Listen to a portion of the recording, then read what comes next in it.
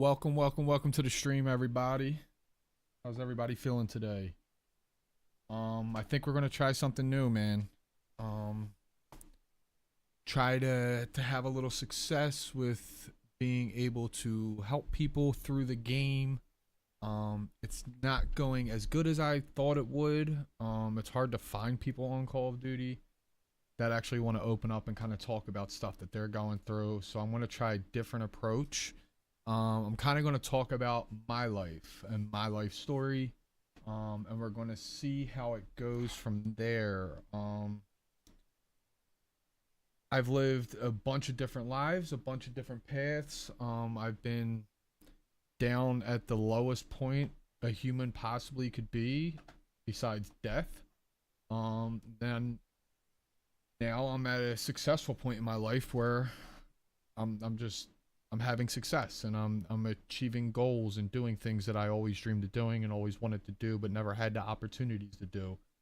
Um so I think that this is going to be a little bit more beneficial doing it this way than trying to find people and actually trying to help people with their problems. I just share my story, and if people can relate to it, you're more than welcome to jump in and talk, and share kind of your experiences and what things that you've been through in life.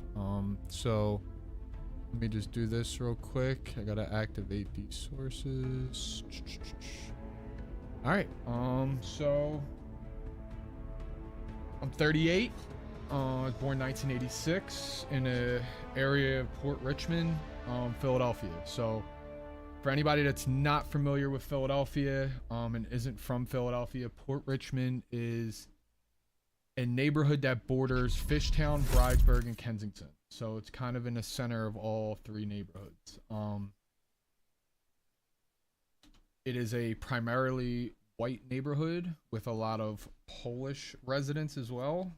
So it's not your typical neighborhood when you hear Philadelphia. I enjoyed it very much growing up as a kid.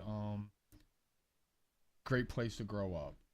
So if anybody's familiar with Kensington and how like inner cities work, so it's an inner city. We're an inner city neighborhood. If anybody knows anything about inner city, there's things that go on like redlining. Like you could be in one neighborhood and then you travel to another neighborhood, and it's a completely different aesthetic look. It's completely different. So the area that I grew up was very clean and very nice, and people were friendly. And then you take a, let's say, 10-minute walk the other direction, and next thing you know, you're in a hood that's a little lower class, drugs, stuff like that. So within a 30 block radius, you have Port Richmond.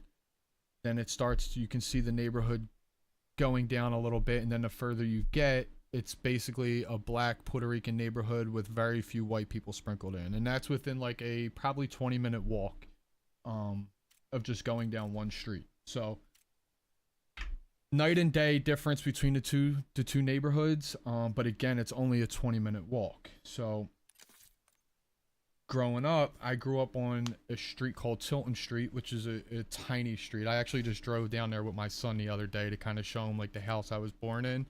And he's like, "Wait, you were born in the house?" I'm like, "No, dude, I wasn't born in the house. I was born at a hospital." But that's what people say. I was born in this house. Like that's the house I was born in. And I think one of my earliest memories that I can remember, like as far back as I can go, is I remember getting ready for school one day, and my mom's a hairdresser. And I remember taking her scissors, and I had like the Bieber cut, like before Bieber was like a thing. Um, Let me change this to the game. I had like the Bieber cut before like Bieber was even born. And I remember taking her scissors and cutting my bangs, and she was livid. She shaved my head completely. Um, I was like so traumatized. I was like crying, and then she made me show the neighbor, and then I had to go to school with like a bald head, and I was just, that was like one of my earliest memories. Like if I think back as far as I could possibly think back, that's like the earliest I can go. I was probably, I would say, in like first grade, maybe second grade. Um, but that's like is one of the memories I have. And I also remember growing up like in the neighborhood, like as I got a little older, going into like third grade and fourth grade, like it wasn't like how it is now. It was like you got to hang out with your friends like on the corner and play in the street, and like unsupervised, very young, probably like 7, 8 years old. um we would play like wire ball. That's when like you throw a tennis ball up in the air and you try and hit a wire. I remember playing kick the can. I remember playing street hockey, and I remember the one time the ball went down into the sewer, and the older kids grabbed me by my ankles and like held me upside down and like lowered me into the sewer, into like a manhole, probably like a 2 foot circumference, and like lowered me into this hole and kind of basically just like lowered me into the sewer, and I grabbed the ball and then they pulled me out. Like that's how things were back then. Like it was very there wasn't like many like things that like you didn't do growing up in the city. It was a very wild time. So I remember probably being in like third or fourth grade. I remember kissing a girl for the first time at Nativity. I went to Nativity Catholic school when I was a kid. I remember kissing a girl. It was my first time I ever kissed a girl. I remember being under the table. Like I took her under the table and like kissed her under the table. I was bad kid in school. I didn't really pay attention in class. I didn't listen to teachers. I kind of acted out. A lot of this, I believe, now that I'm older, looking back, kind of grew from like dysfunction in the home. There was just dysfunction in my home. I grew up with a single mom. My dad left when I was about 2. I think the last time I seen him, I was like 8. He came and picked me up, and he had a white BMW with like cream interior, and I'm like, oh, my dad's balling, right? And I remember Don't you go to that school? calling him Mike and not calling him Dad. And I think there was like resentment towards him from me, from my mom, and I called him Mike, and I kept calling him Mike, and that was probably such a shitty feeling for a dad that's trying to be a dad. For you to not call him Dad, and for you to call him by like his government, like that's probably such a shitty feeling. He probably felt like such a piece of shit hearing that. And I never seen him again. That was the last time I seen him. I remember like 2 months later, he didn't come get me, and my mom was like, "Oh, I wish I knew where he lived." And here I am, this 8-year-old kid. I was like, "Oh, I know where he lives." And I remember giving her directions, like word for word, on how to get to his house, cause like it was. And I remember I drove all the way to his house with my mom, like, and gave her directions, like word from word. He lived in Jersey somewhere. Again, we were from Philly, so we weren't like close. Turn that down a little bit. And yeah, that was legitimately the last time I seen him. So grew up with a single mom, no dad in the picture. It was to say the least, it wasn't easy for her neither. A young mom, she was a new mom. She had me when she was 18. So life was difficult. Like you're trying to figure out life, and then now you have to figure out life with a kid, and you're on your own. It's probably difficult. It probably wasn't an easy thing to do. So things that I'm going to get into, like I'm going to get into like my whole entire life story, and things that I'm kind of going to get into are not to throw shade at anybody and to not try to put anybody down or to make anybody feel bad. I've accepted like the life that I lived. I've accepted my childhood. I accepted the things that I've been through. I accepted the things that I put myself through in my life. So again, none of this is to throw shade or to put blame on anybody. It's just my perspective on what my life is and the things that happened to me in my life. That's really all it is. So my mom was a young mom. She liked to drink. She liked to party. And yeah, she liked to party and she liked to drink, probably a little too much. That's not really for me to say. But in my opinion, probably too much. So there was a lot of fighting growing up as a kid. There was a lot of arguments growing up as a kid. There was a lot of trauma involved as a kid. Seen a lot of things a kid shouldn't probably see, that I would never want like my children to see or be a part of. But somehow like they still manage to be a part of those things and see those things. Maybe not to that extent, but that's life, you know. You live and you learn, and you kind of learn as you go along. Everybody's trying to figure out life on their own and trying to figure out the best way to do things, and we fail. We're fallible. Humans fail. Nobody is perfect. Things are done wrong. You try to learn from mistakes and you try to be better in other areas, and that's just how life is. It's unfortunate that some of us put ourselves through more pain than we kind of need to go through in order to understand how life is. But that's life. It's like I said, it's unfortunate, but that's the way the world is. So like I said, I felt like my mom drank a little too much and partied a little too much, and there was always random boyfriends. She had multiple boyfriends. Some of them were okay. I remember the one when I was young, probably around the same time I never seen my dad again, and he was probably the only one I ever liked. Because he was probably the one that probably treated my mom the best and probably treated me the best. I don't want to go into saying names. I don't know about confidentiality and legalities of doing this type of thing. This is all new to me, but I plan on doing it more and more. So yeah, there was just a lot of fighting, a lot of arguments. We moved around a lot, so we didn't stay on that house long. I went to Nativity, then I went to St. Albert's, and then I believe we couldn't afford Catholic school anymore, so I ended up we ended up moving. Where did we move to when I was 8? We moved it, things got really bad and we moved to my grandpop's house. We moved to Elkhart Street near Stokely Playground, which is a playground that I kind of grew up with and hung out as a kid. Yeah, we moved to Elkhart Street. We were only there like 2 months. This is when she met a guy who was probably the worst of all of her choices in life. Again, I'm not going to get into too many names, but this is one of like the first traumatic things I remember.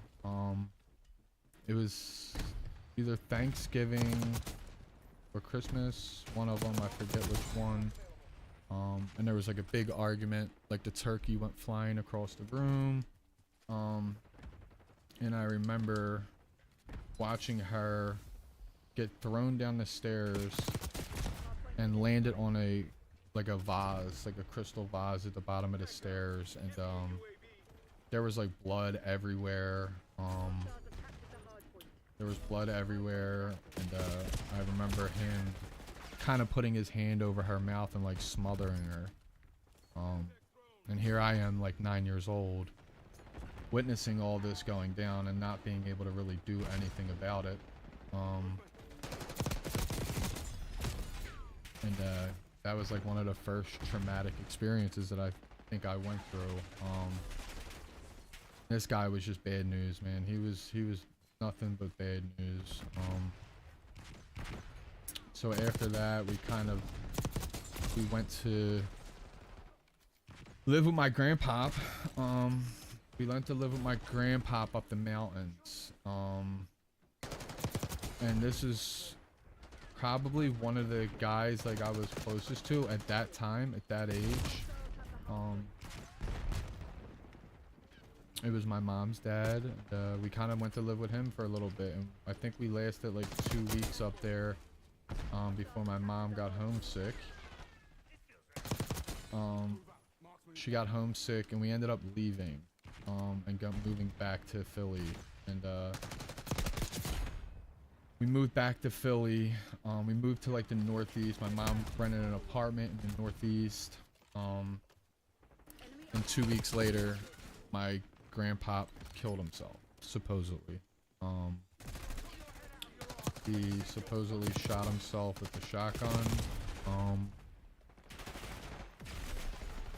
And that was probably like one of my first like heartaches, you know.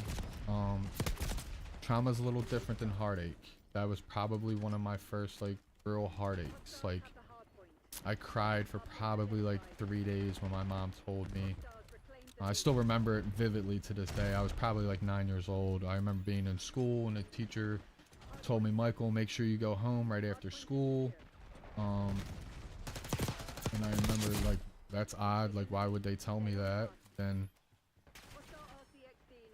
I got home, my mom told me, and I was so devastated. I cried for probably like 3 days straight. I didn't go to school. I didn't eat much. It was just a traumatic time. I didn't know really how to process loss like that. But that was like my first like heartbreak. After that, again, I wasn't like the best kid in school neither. Like I was pretty bad in school. I wasn't very good at all. Like I said, I don't know if I had ADHD and undiagnosed ADHD, which I believe probably was part of it, because I kind of have ADHD now. I don't stay on one thing too long. I'm kind of always fluctuating and always trying to find out ways to make things better. So I was bad in school. Like, I didn't last long at any school. I just got kicked out of schools, and I was a troublemaker, and probably just seeking attention, or I don't know what it was. But I didn't last long in schools. So after my grandpa died, I started acting out, and I ended up getting kicked out of this school. I think it was Spruance. It was like in the far northeast. I got kicked out of Spruance. Then I went to Carnell, which is a school that was right around the corner from our home as well in the northeast. And I started acting out there as well. I wasn't like a good student. I would curse teachers out. I'm probably like 11 at this age. But like I would curse teachers out, and like I would get kicked out of class, and I'd be like, I don't give a fuck, I'm doing what I want to do anyway. And I was just like not a good student. I was very intelligent. There's a difference between, I was just behaviorally messed up. I don't even know if behaviorally is a word, but I was not a well-behaved kid. So I ended up getting kicked out of Carnell as well. So now I'm on my second school getting kicked out of. We couldn't stay where we were living anymore, because I didn't have any more schools in the school district that I could go to. I think right before that too, right before I was kicked out of Carnell, I believe we lived with my Aunt Sue for a little bit. So my mom was a hairdresser, single mom. Hairdressers don't make a lot of money. Plus with her lifestyle, it was probably hard to keep up with bills and stuff like that. So I remember we lived with a family member for a little bit, and like the one rule of this family member was to not have this guy over that almost killed you in front of your son. That was like the one rule. Like, you could do whatever, you could drink, you could party, you could do whatever you want, just don't have this piece of shit in my house. And my mom had him over, and my aunt found out, and then weren't able to stay there anymore. So at this point we were homeless. We didn't have anywhere to live. We didn't have anywhere to go. So we stayed at the Roosevelt Inn for, I believe, like 2 weeks. Stayed at the Roosevelt Inn in a hotel. Tried to make ends meet, and I would walk probably like 3 or 4 miles to school with my mom. And we really didn't have anywhere to go. We were kind of just floating around, waiting for something to happen and waiting for something to pop up. And I believe this is when I moved back to Port Richmond. And we moved to Aramingo Avenue, which is where I lived the majority of my teenage years. So I was at Aramingo. I went to Jones Elementary, which is at Ann and Memphis. Still had behavior problems. I was in probably, I want to say like 6th grade.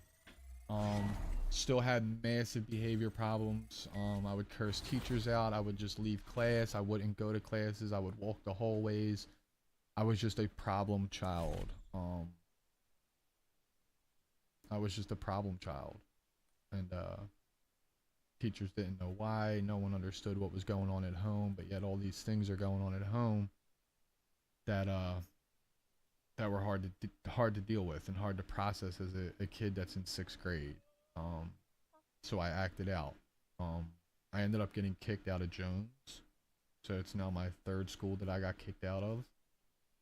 And I started going to Adair Elementary, which is in Fishtown, which is the neighborhood right next to Port Richmond. I went to there, and again, I was a problem child. So there was like a couple classes, and one of the teachers dealt with like the problem students. Like, if you're a problem student, this is the class you go to. They put me in the nice teacher's class first. Within 3 months, I was in the other guy's class immediately. Like, it didn't take long at all. Again, I was just a problem child. I didn't have, and I was picked on a lot too. I think that's one of the things like I'll touch on for kids that are being bullied or picked on. Like, that's one of the things that like I didn't have the cleanest clothes. I wasn't the cool kid. I wasn't I didn't stand up for myself. I didn't fight people back when someone punched me or someone kicked me or hurt me. I ran. I think a lot of that has to go with what was going on at home, the violence that like I've seen at a young age. Half of the kids probably couldn't even imagine the violence that like I seen at 7, 8, 9, 10 years old. So I never fought back. Like, I never fought kids back that hurt me. I ran. And I just never fought back, and people looked at me as a bitch, or I wasn't cool because I didn't fight people back. People took advantage of that, and took advantage of my weakness, which is okay. I'm alright with that now. Like, you were an asshole, whatever, it's cool. Like, you're an asshole. And that's just what it is. Like, there's no explanation to it. You want it to be an asshole, that's okay. I'm alright with that. But that's like part of the reason why like I never fought back. And I just allowed people to kind of bully me and to walk all over me and treat me like shit and make me feel unimportant. Because the crazy thing is like I still wanted to hang around with them people because I just wanted to be accepted, and I just wanted to have friends, and I just wanted to feel safe and wanted. I didn't get that a lot. I really didn't feel safe my whole entire life. Whether it was at home or whether it was people I hung out with, I just didn't feel safe. I think I had one friend, we'll say 2 friends. We'll label them friend 1 and friend 2, because I had like 2 friends, and one of them's like still my friend to today. Like, I still text them and talk to them and call them, and we've known each other 30 plus years, 35 plus years maybe. And he's like my friend. Like, he would inquire if he didn't hear from me. He would come check on me if he didn't hear me.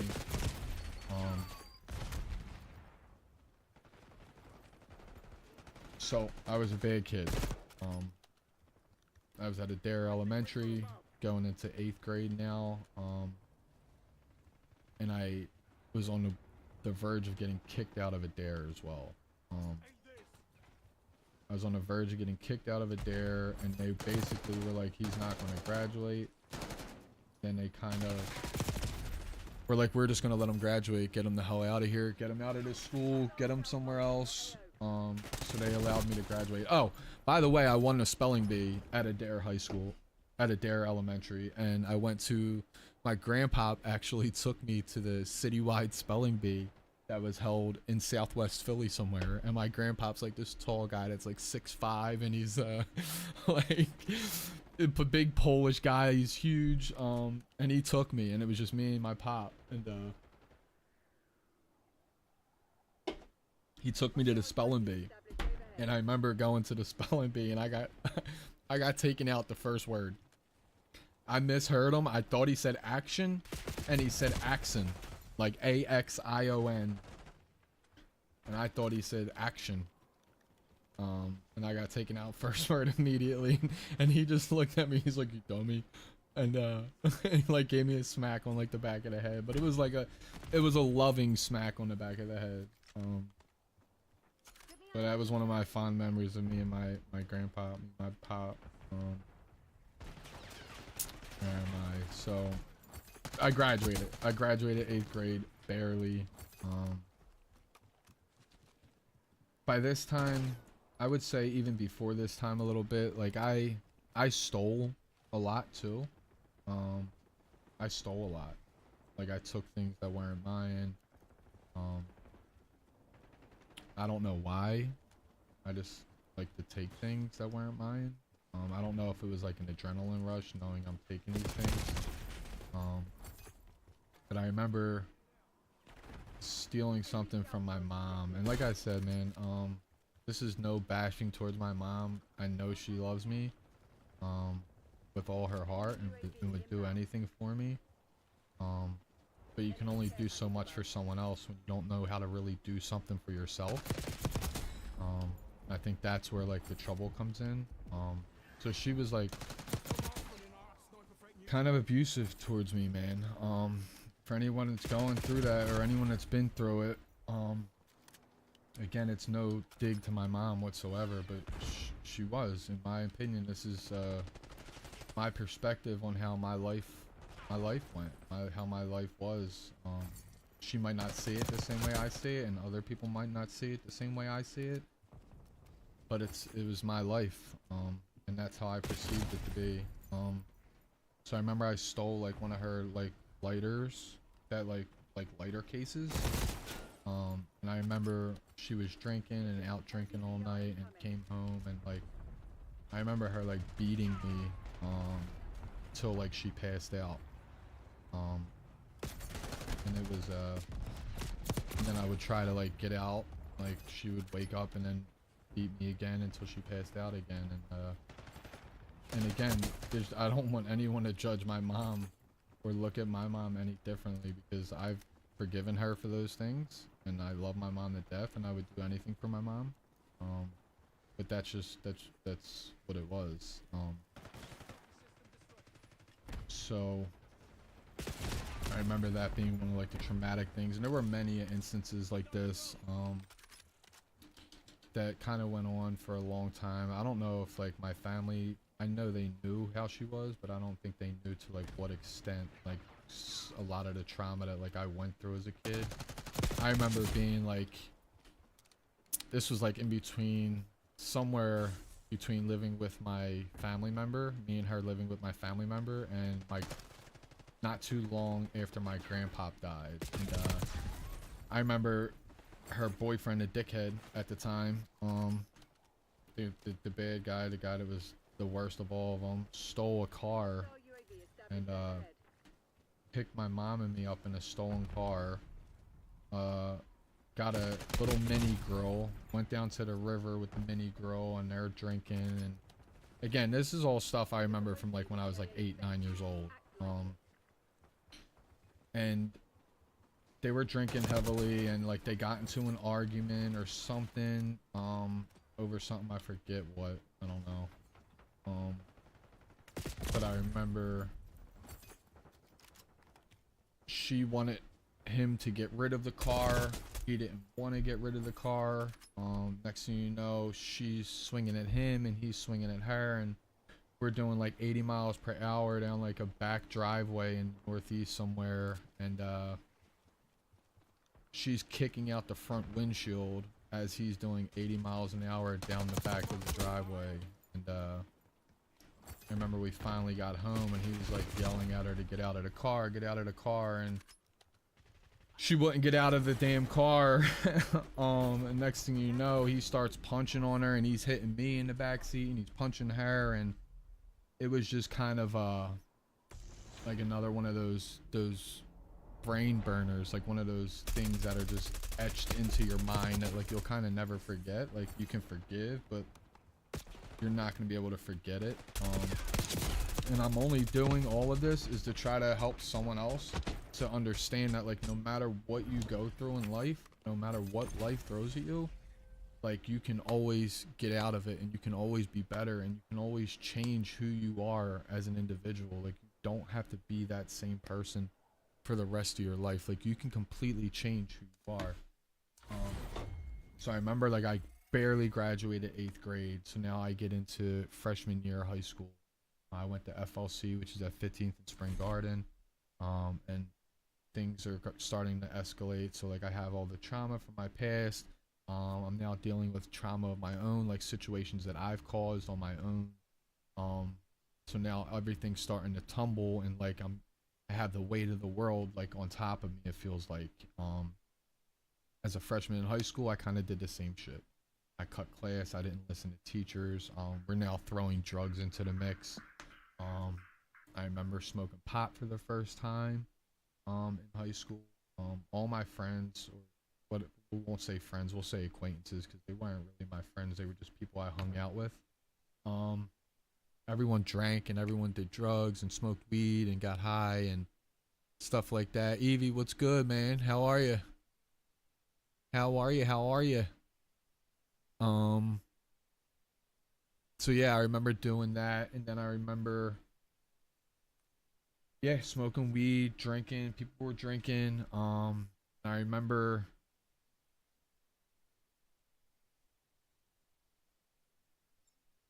I was smoking weed very young. Um, and then I kind of started to like misbehave, and do the things that I wanted to do. Um, Again, I didn't listen to teachers. I kind of just did my own thing. Uh, kind of ran with that, and I started graffitiing at a young age. I started graffiti. I started like climbing buildings and writing on walls and doing like crazy shit with graffiti. I remember climbing like skyscraper, not skyscrapers, but like a building that was like 10 stories high. And I remember climbing this building that was 10 stories high, and I'm like up on top of it, and I'm hanging over this roof as I'm like writing my name on the side of this building that's like 10 stories in the air. And I remember like that's what we used to do, man. We used to go graffitiing and like doing like crazy shit, like whatever. When you live in like an inner city, like it's a completely different life than like if you live in the suburbs or if you live in the country.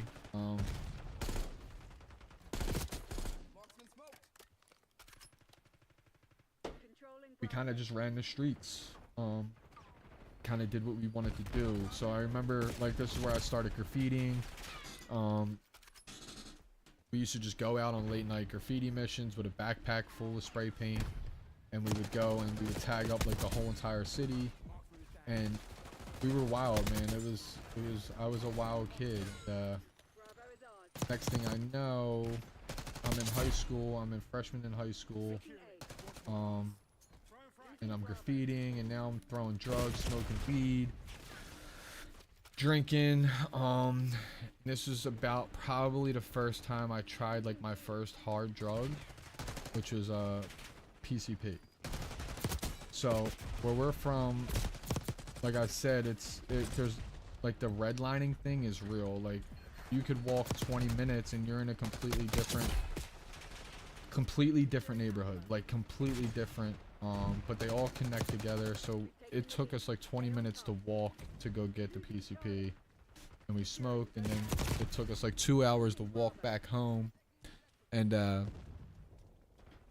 I remember it took so long to get back home,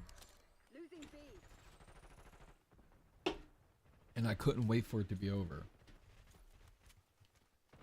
Like I couldn't wait for it to be over. I was like, this is so bad. I don't want to do this. I want this to just be over. And then when it was over, I was like, oh, that was great. I can't wait to do it next weekend, right? Because that's how addiction works, right? Like I fucking hate it, and then I love it, you know? That's just how addiction is. I smoked PCP for the first time when I was 16, and really, it was like we only did it a couple times at that age.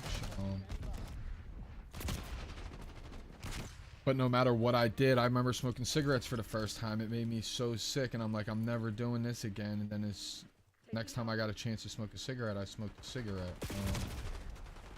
So that's just how I was. So that kind of like went on, And but I would try whatever drug was in front of me, anything to make me not feel the way I felt about myself, and to help me forget about the life that I was living and the life that I was forced to live. So I would try any drug known. I would do Xanax. Xanax wasn't really my thing.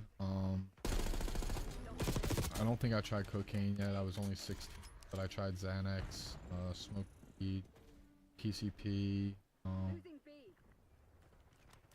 then I was a sophomore in high school, and things just continued to progress. Things just continued to get worse when I was a sophomore. Sophomore in high school,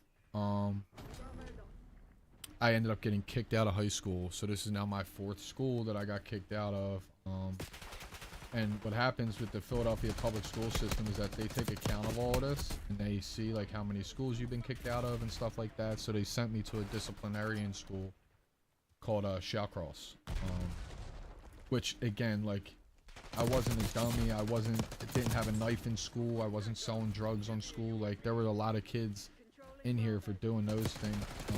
I was in there because I misbehaved, because I had a dysfunctional home life. I was starting to create my own dysfunction. But that's where they sent me. They thought it was best to send me there, because that would settle whatever issues I was going through, which it didn't. It didn't settle it at all. So I ended up leaving. I graduated Shallcross, and it sent me to Kensington High School as a sophomore. So I went to Kensington High School, and I remember I didn't last there probably 2 months, and then I dropped out. So I'm a 10th grade dropout. Things are kind of starting to like go downhill. Downhill even worse than they already were, which was hard to believe.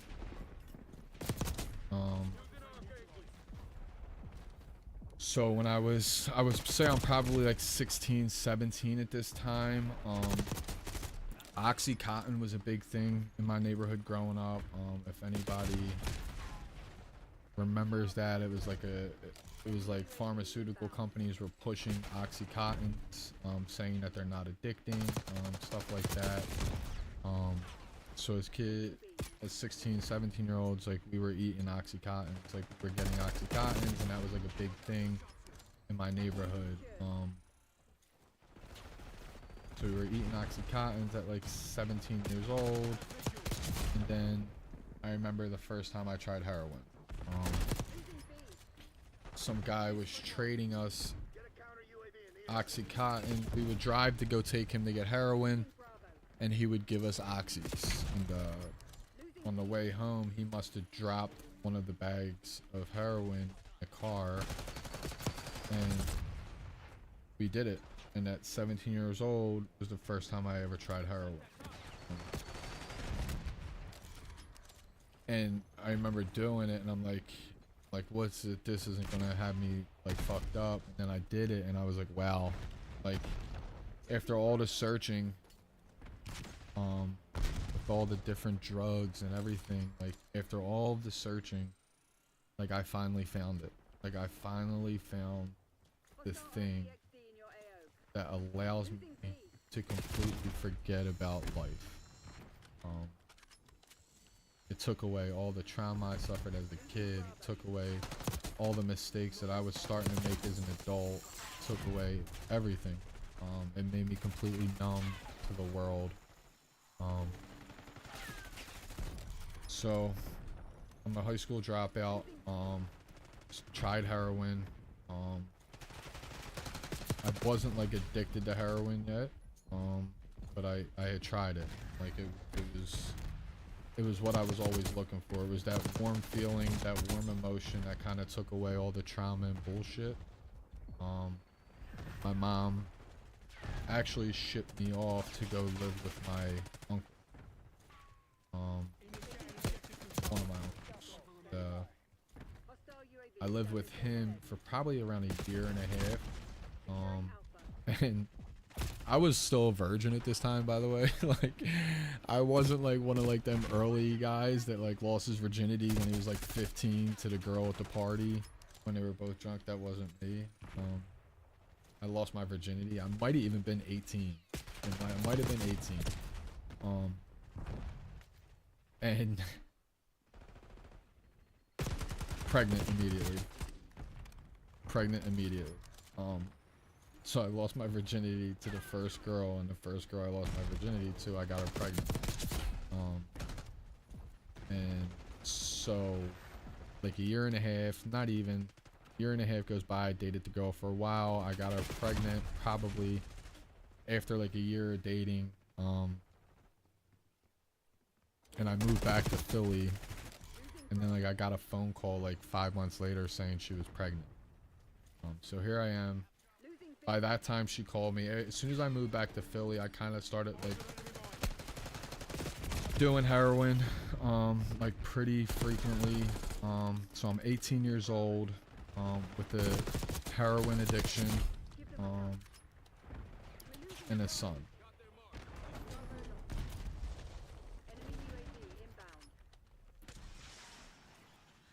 So I remember trying to think. This is when things start to get like fuzzy, because I'm not like, I did heroin to not think about stuff, not feel. So it's 18, Anthony, heroin addiction. Oh,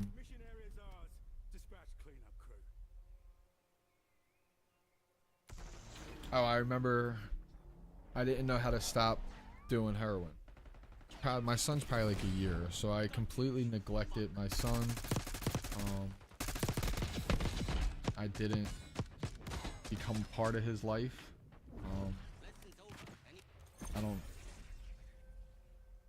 I didn't really want to be a part of life in general, let alone be responsible for someone else's life. So I kind of took that and like used that as like an excuse to not be a part of his life. Kind of just did my own thing. I remember getting on a methadone clinic.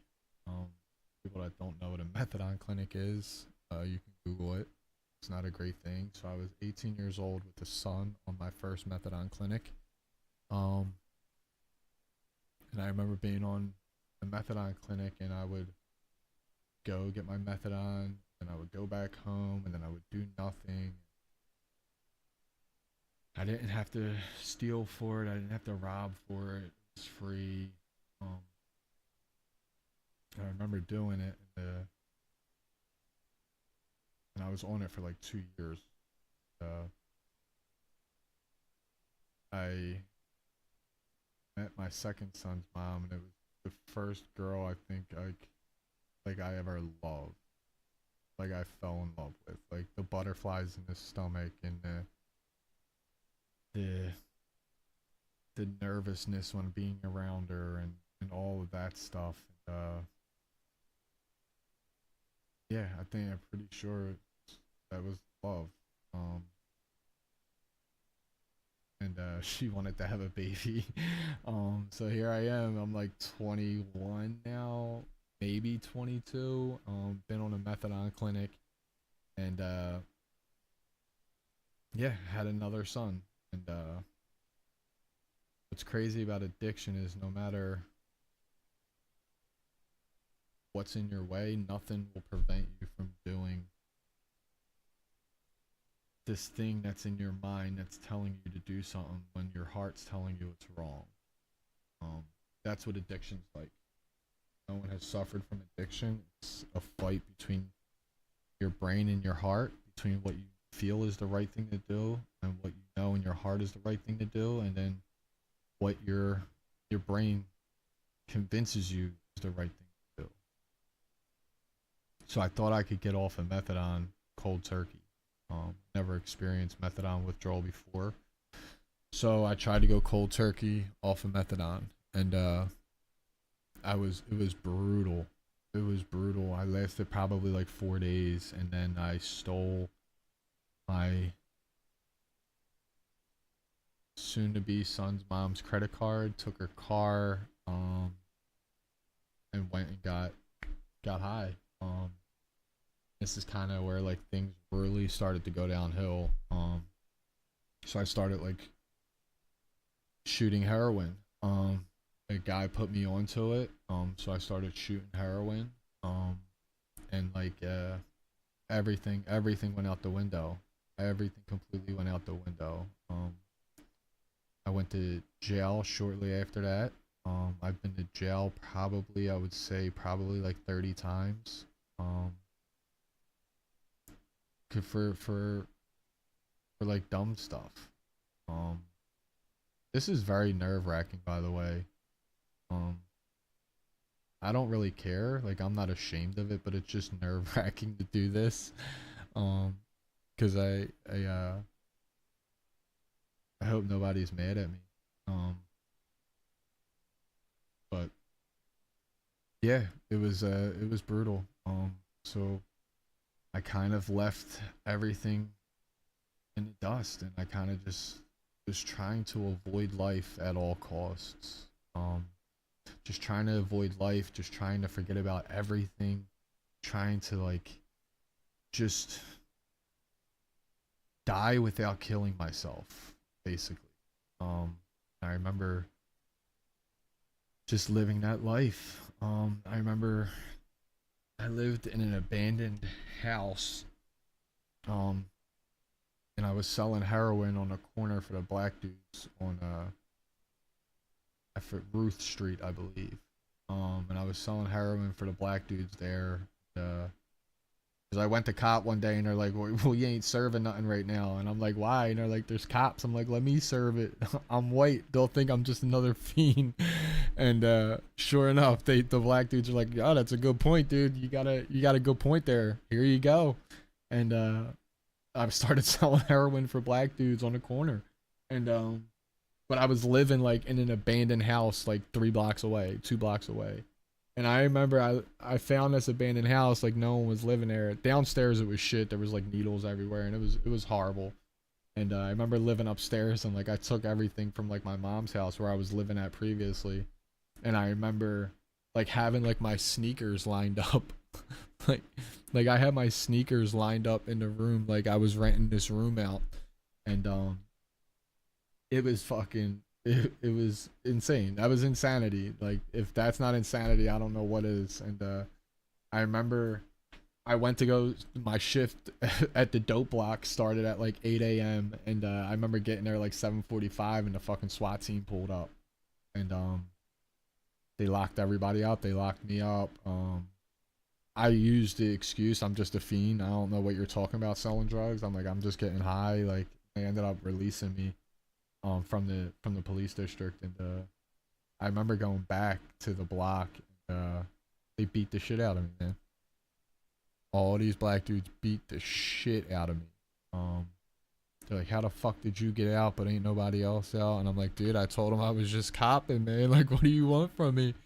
But they beat the shit out of me, man.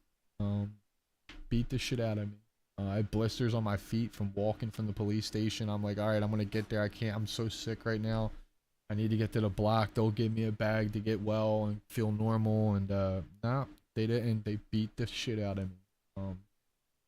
And yeah, just things were just going downhill. I got arrested again like 2 weeks later for stealing. I got out on ROR, which is released on your own recognizance. Because it was my first offense. I got released. I go back to the abandonmenium where I would have my shoes lined up and everything was gone. Like they stole everything. So now I'm living on the street. I have no clothes, no sneakers, no nothing. I'm 20, probably 23 years old at the time. I have 2 kids that I haven't seen or been allowed to see. And life was looking dark. Life was looking really, really dark. And there's a lot that happens like in this time frame that like it's hard to really find it all.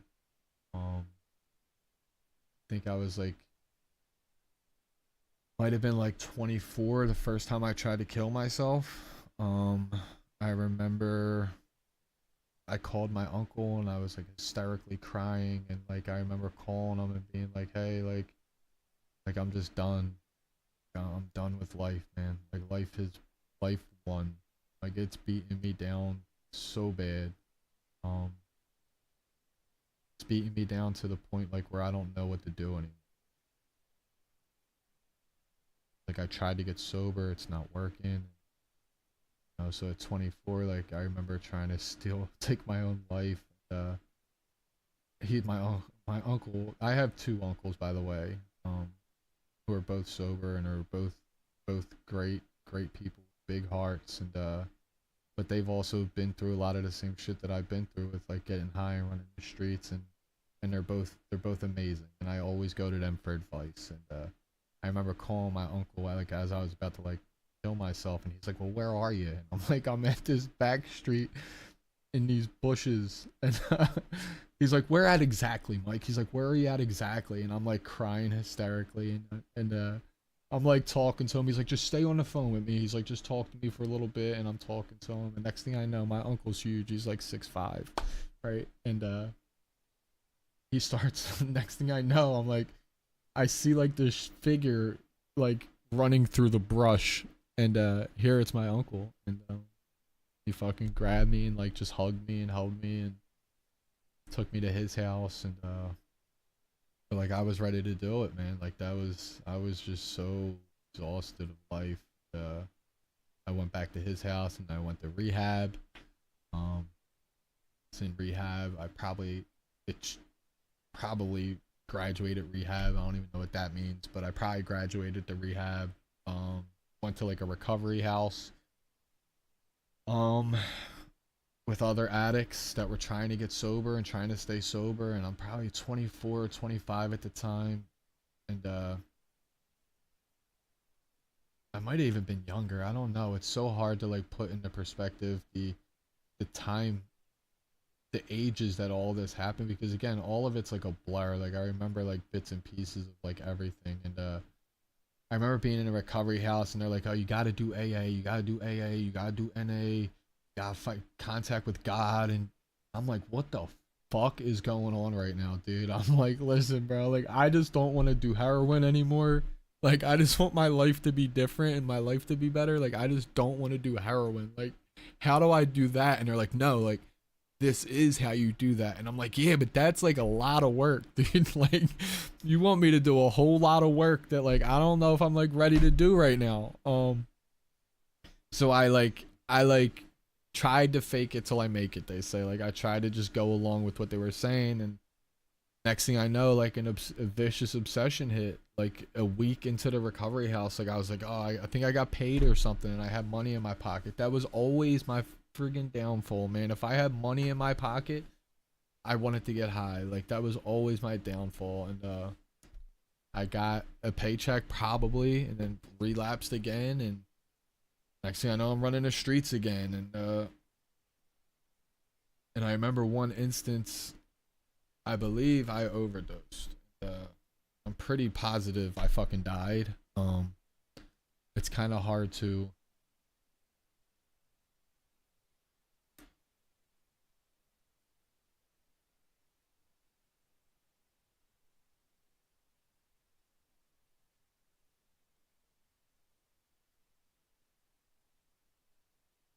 Pretty hard to understand that. Like I believe like I overdosed. Um, I believe I overdosed and I had like an outer body experience. Um, I believe I had like an outer body experience. It's hard to explain that to people. I remember getting high and I was sitting on like a log on like a back lot, and there was like a bunch of people back there getting high. And I remember like I was conscious, I was aware of what was going on, and then I got high, and the next thing I know, I just nodded off, and then I'm like visualizing myself above myself. like looking down on myself as like I'm watching like a play happen. Um, I'm like looking down on myself as people are like shaking me and they're trying to wake me up and they're like throwing water on me, and I just wouldn't wake up. And I believe like to looking back, like years later, looking back, like was having an outer body experience. Like I was for sure dead. And I'm like looking down on myself. I'm not waking up, and they're slapping me, throwing water on me. Next thing I know, I wake up, and there's nobody around me. Like nobody next to me. There's no one there trying to help me. And I was like, that was a crazy ass dream. And I remember walking away, and I'm like, man, that was a wild dream. And then I remember going like this, and I felt my shirt, and my shirt was soaking wet from people trying to pour water on me. And I'm like, damn, like that wasn't a dream. Like that actually just happened. Like I didn't realize it at the time, but looking back on it, like I said, years later, like that was like an outer body experience, man. Like that got me thinking, like, damn, like what is there after death? What is there? Is there anything after death? And like I was like, I think I just like experienced like what that is. And yeah, that was like a crazy eye-opening experience for me. Granted, that didn't change the lifestyle I was living. That wasn't enough, so I just kept doing what I was doing. I remember I stole a bunch of weed off my brother and a bunch of money off my brother, and I remember going to sell it, and I remember these guys tried to rob me. Young black kids, probably like 18, 19 years old. I was probably like 25, weighing like a buck 10, soaking wet. They pulled a gun out on me. And, I ran. I'm like, all right, you gotta shoot me. You gotta shoot me, dude. I'm running. Like, I don't have no money. This is all I got. Like, if you take this from me, I'm fucked. I remember running, and these dudes finally caught up with me and fucking, they hit me with the gun, friggin' fractured my orbital bone. Like my whole face swelled up instantly. But like that was another instance where like I could have just died there. They didn't get the weed though. Basically, needless to say, they didn't get it. They tried to get it from me. They didn't get it from me, but I left with a fractured orbital bone. But I still had like my get well money. But that was my life, man. Then I went to jail for burglary. A poppy store. So if no one knows what that is, it's a store that's owned by Puerto Ricans. That's like on the corner. You go to a poppy store, and like they got everything from cheesesteaks to laundry detergent to diapers to Newports. Like whatever you want, they got it. And I remember they got shut down by the DEA for selling drugs out at a poppy store, and I went in there to like steal a bunch of shit and sell it, and they an ATM machine guy came, said he had a signal from the ATM machine. Apparently someone broke in the day before and tried to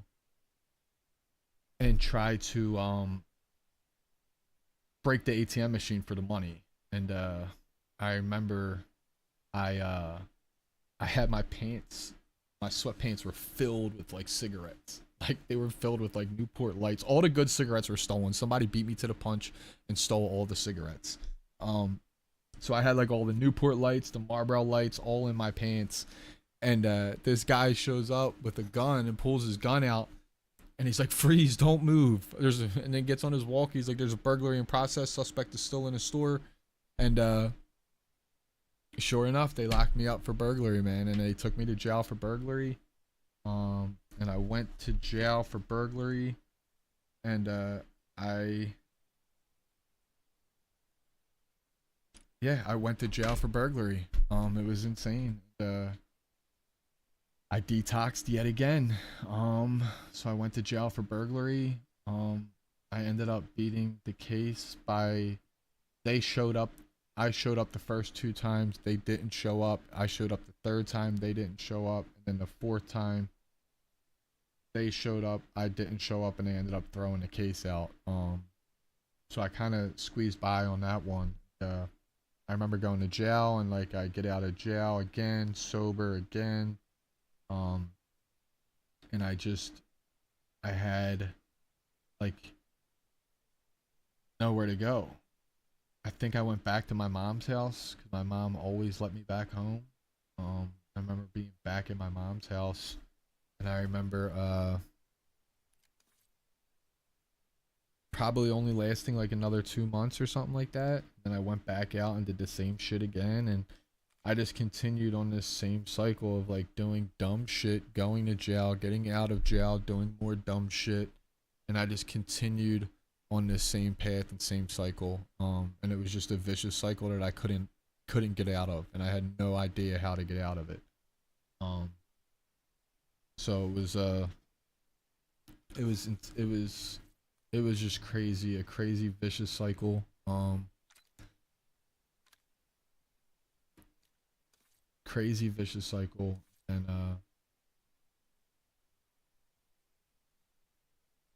I just kept doing the same shit over and over, and I couldn't understand why. Like, was I that bad of a person that like I just keep doing the same shit over and over again? Then I was probably like 25, 26 at the time. Like, I've skipped over so much stuff, it's insane. Probably like 25, 26 at the time. And I kept doing the same shit over and over and over and over again. And I couldn't understand why. I would get sober for a little bit, and then I would get out, and then I would just do the same thing for so like nothing changed. I got another burglary case, and I remember doing 17 months for another burglary. Now I'm a convicted felon ×2. So I'm a convicted felon ×2.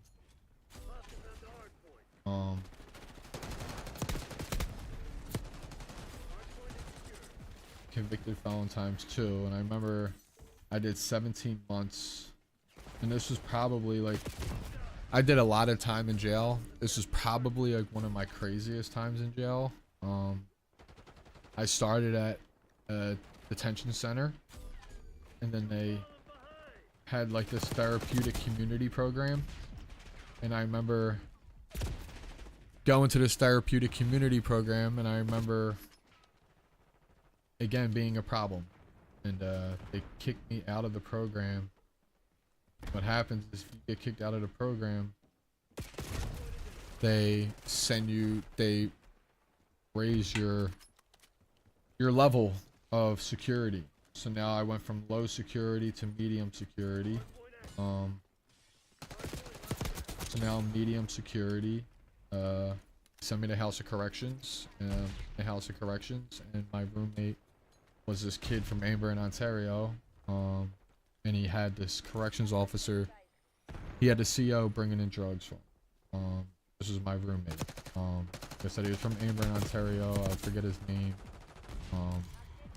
But we had the CO bringing in like weed, K2, and all this crazy stuff. And I remember it was count time, and we were sleeping. And next thing you know, when you hear the keys jingling, like as if someone's running, it was never a good sign in jail. So I remember we hear this dude's keys jingling, and it was the CERT team coming to raid our cell and the Puerto Rican guy's cell across the street, across the hall. And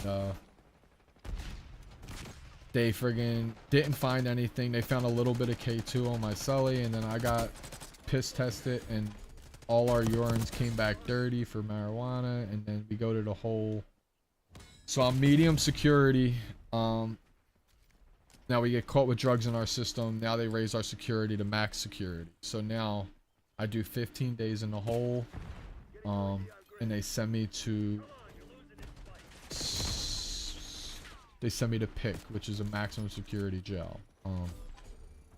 Again, I'm not a max security guy. Like, I'm not a danger. I'm not a violent criminal. I cry when like animals get hurt and shit like that. Like I save squirrels and stuff like that. Like I'm just not a violent guy. I'm just a troubled individual. I'm a troubled individual that fucking is addicted to heroin to relieve myself of the traumas that life has brought me, and the traumas that I brought on myself. So I'm a fucking just a troubled individual. With a lot of emotional problems and a lot of psychological problems. So they sent me to a maximum security jail. So I go to a max security jail. I'm there for another 12 months, right? So I do the full 17 months. I get out. So I have 17 months sober. I get out and I literally do the same shit again.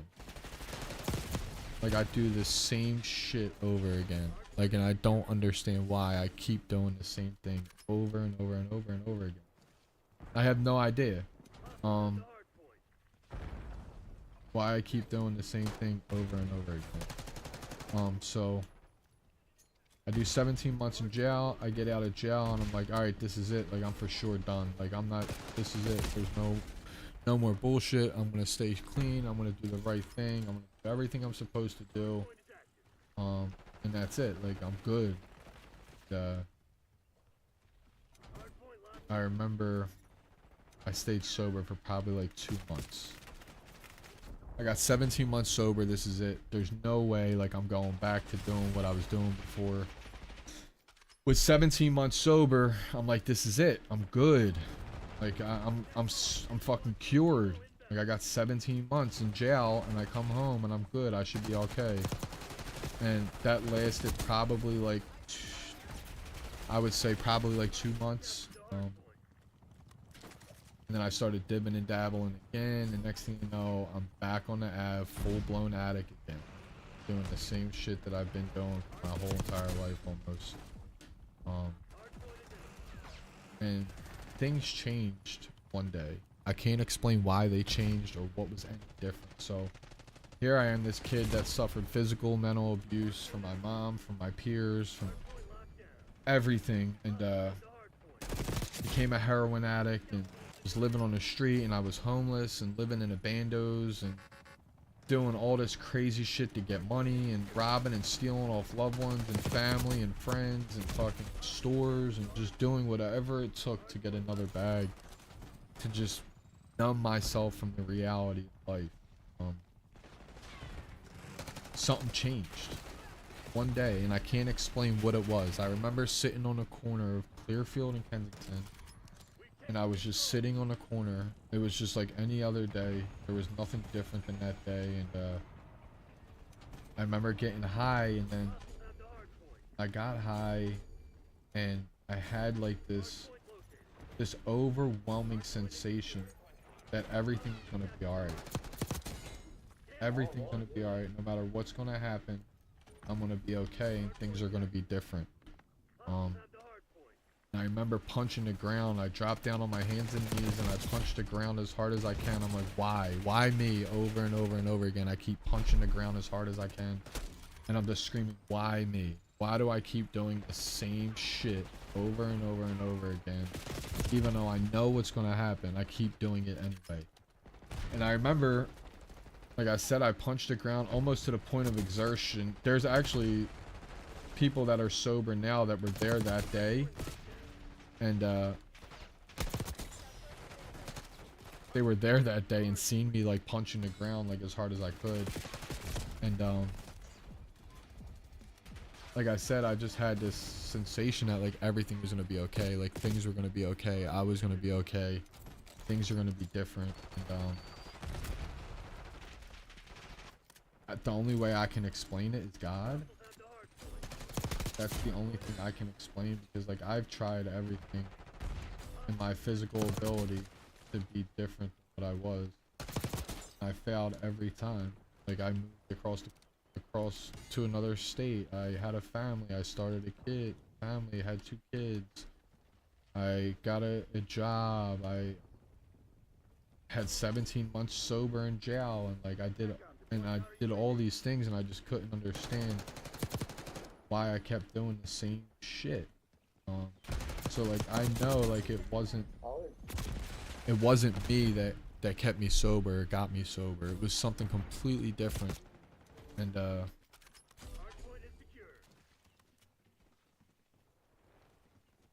like I can't explain it. Like I really can't. No matter how hard I try, I just can't explain it. And I had court like the next week. I remember going to court and I went to court and they were gonna let me go. They were gonna let me go home. Like I went to court, they were gonna let me go home, and like for the first time in my life, like I got honest with myself, and I got honest with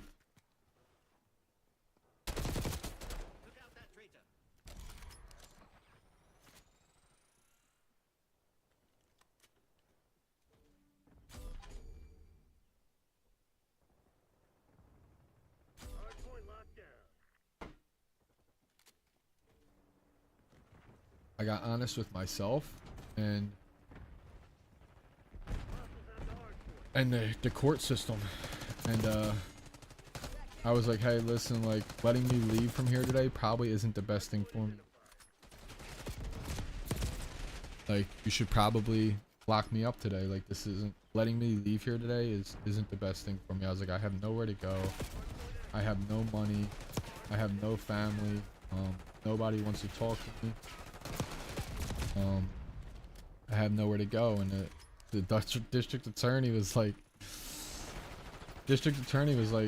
dude, I've never had someone come into court and ask to go to jail. And I was like, but like that's how I knew like things were changing and things were different, because like that wasn't me. Like I was a catch me if you can type guy. Like if I violated probation, like you had to catch me. I was never turning myself in. And I remember going to court and I straight told him that. I was like, this isn't the best thing. Letting me leave here today is not the best thing. Like, well, what do you think we should do? And I've been to jail like 30 times up to this point, so I know what jail is. I know what to expect. It's not like it's the first time I'm going to jail. I know how to jail. I know how to bid. I've been through it. I get it. So I was like, can you just like lock me up for like 30 to 45 days? And he was like, let me talk to the judge real quick. So the district attorney and my public defender both went up and talked to the judge, and they came back. They're like, all right, Mr. Kendall, yeah, we'll lock you up for 30 days. And I remember being like, this is it. Like, this is it, man. Like, my life is gonna change. Like, this is it. I'm done. I'm tired. I'm like exhausted. I've ran out of all physical human resources to try to get me sober and to try to change my life, and it's failed every friggin' time. Like, I haven't gotten sober. I tried, like I said, everything to get sober, and I just can't do it. And so sure enough, they sent me to jail. I go to jail that day.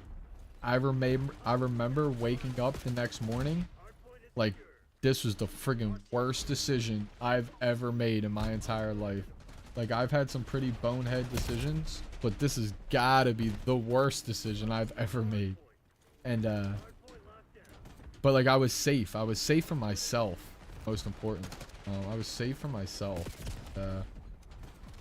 I remember being like, all right, this is it. Like, this is where my life is going to change. This is where things are going to be different.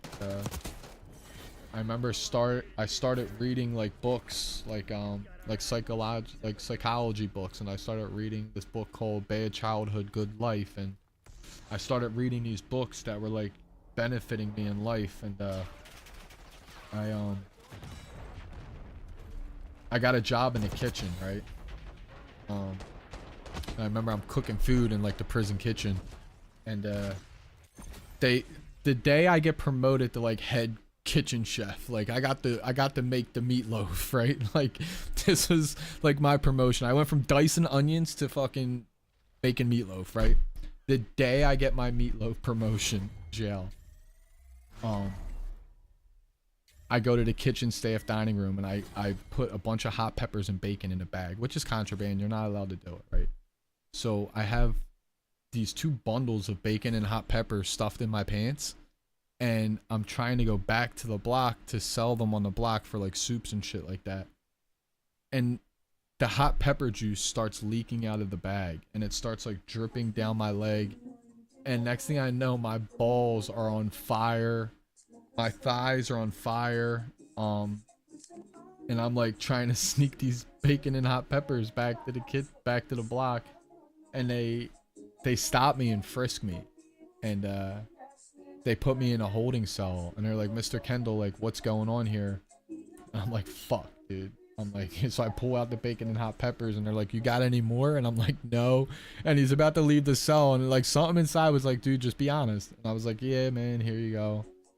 And he's like, all right. He's like, they put like a bag out front of my door to send me to the hole, and they were gonna put me in the hole for contraband. And he came back like 10 minutes later, and he's like, all right, we're not gonna send you to the hole. We're just gonna put you back to a regular block. But before that happened, I like threw up a prayer, man, and it wasn't to like get me out of this situation. It wasn't to help me get out of the situation and, oh, I'll do this, this, and this if you do this for me. It wasn't like that. It was a prayer that was just like, help me to be different.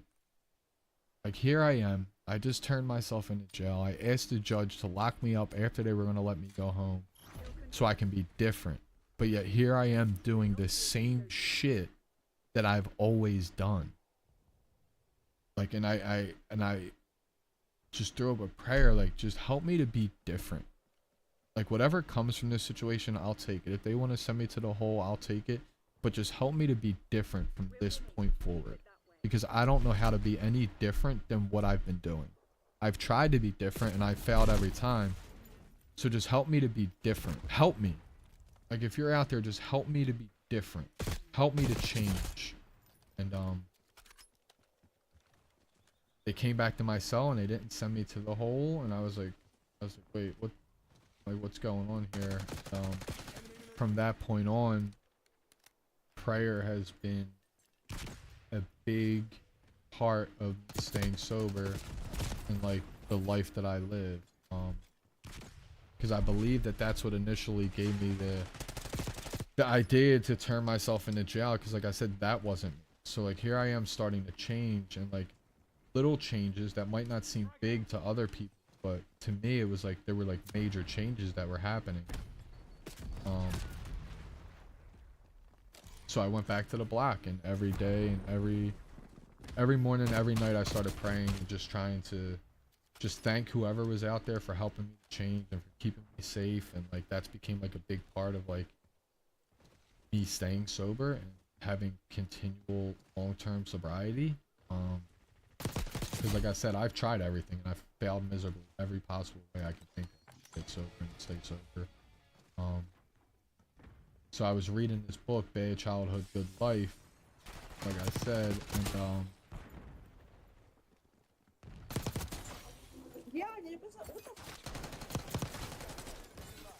and my fault, I just had to cook them real quick, chat.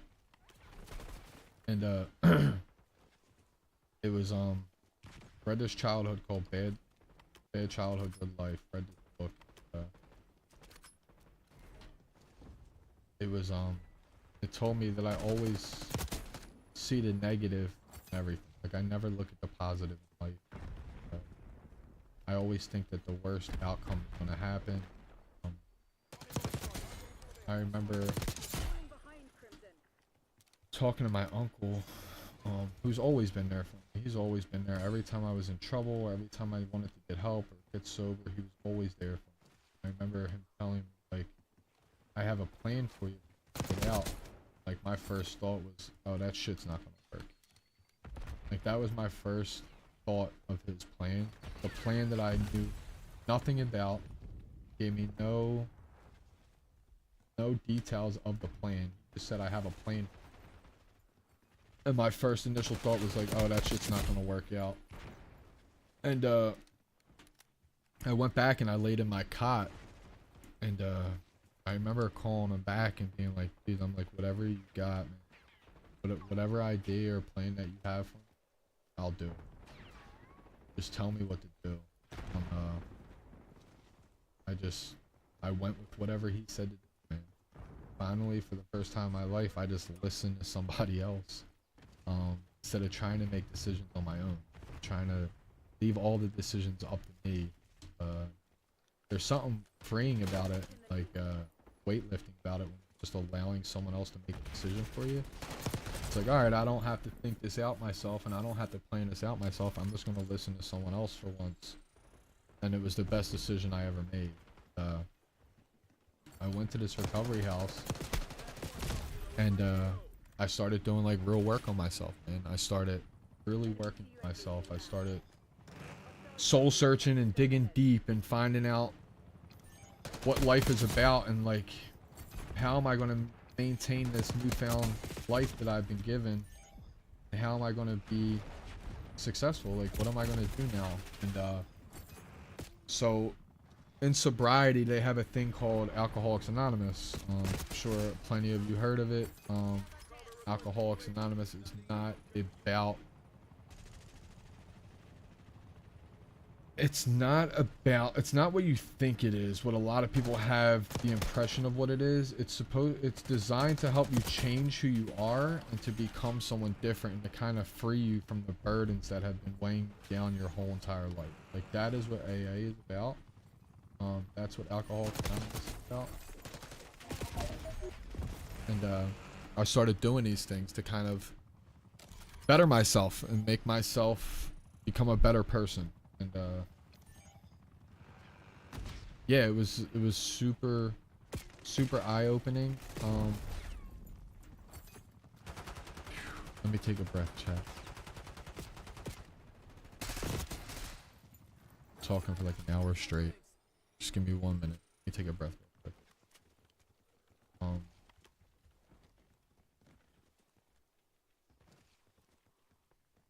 Take a breath.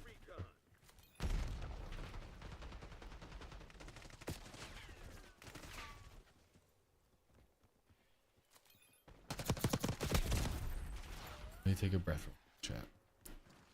Yo, Raska, what's going on, man? How are you? How's life treating you, brother?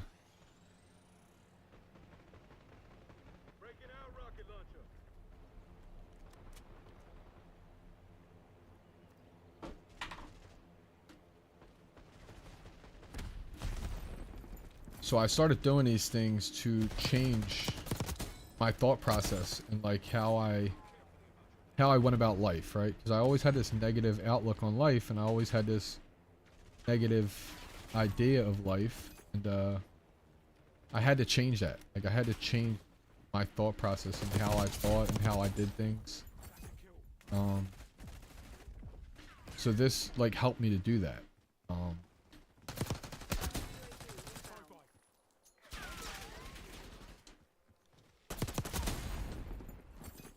This helped me to do that. And so I started doing things that were like the opposite of what I thought was the best idea, right? My brain and my thoughts have gotten me into nothing but trouble my whole entire life. My thoughts have made me homeless. My thoughts have turned me into an addict. My thoughts destroyed relationships. My thoughts have created a bunch of chaos in my life. And I needed to start doing the opposite of whatever my brain was telling me to do, which is so much harder than it sounds, right? So whenever I had an idea, I started listening to my heart instead of my head, which was the contributing factor to like my maintain success and to continue to grow. Like, I had to start listening to my heart and stop allowing my head to tell me things that weren't true about myself and about my surroundings.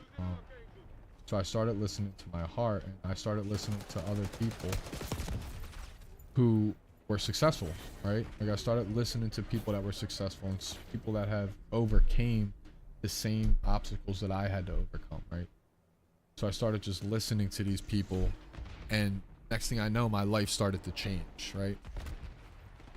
I started doing things I never done before. I remember a lady picked me up. I was still taking the bus at the time. Like, I was still poor. I was newly sober. I had like a pair of cut off basketball shorts, and I had a t-shirt, right? Like, that's all I had to my name was that, right? And I was working for my uncle painting, making like $125 a day or whatever it was. And I remember taking the bus, and the bus was late one day, and I remember getting on the bus and cursing the bus driver out. And then I sat down at the end of the bus and I was like, damn, like I just cursed her out. Like, what if she had like trouble with her family or something? What if her kid was sick or something? What if she's going through something that caused her to be late? Now here I am yelling at her because she's late when she's probably already going through enough shit of her own. So like, this is when I noticed that like things started changing and like my thought process started changing and I started becoming a different person. I'm doing good, Raska. It's good to see you, man. I haven't seen you in a couple days. I hope everything worked out with prom. I don't know if you went yet, but I'm happy to see you in here, man. So like things started to change, and I remember apologizing to the bus driver. I remember walking up to her and apologizing to her and being like, "Hey, I'm sorry. I'm just like having a rough time right now. Like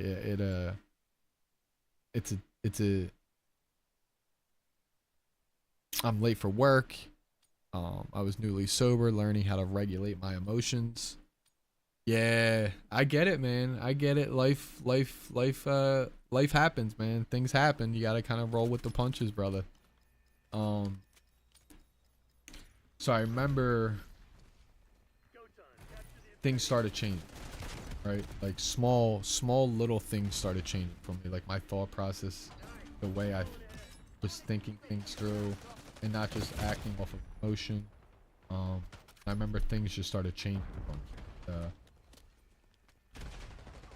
I continued to do this, so now I have like probably like 6 months sober now, like real sober, like not like in jail sobriety. Like I was like 6 months legitimately sober, and like I said, things started to change for me.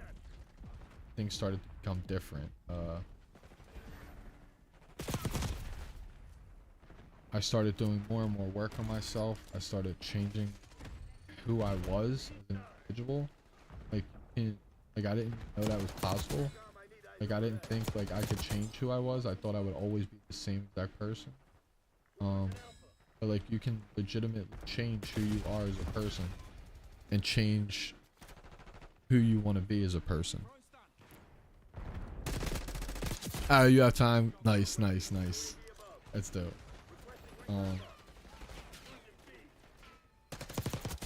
So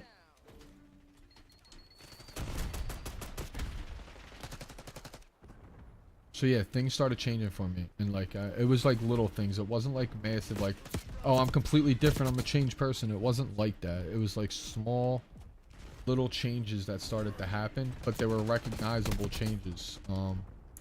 Like the way I reacted towards certain situations, the way I handled certain situations. Things just started to change, right? And I couldn't really explain it. I just knew I was doing work to try to help change myself. And I remember I met my wife on OkCupid, right? Ah, you got a plan? I would love to hear it, brother. Let me know what your plan is. Hold on, guys. I'm gonna pause talking about me for a second. Let's hear your plan.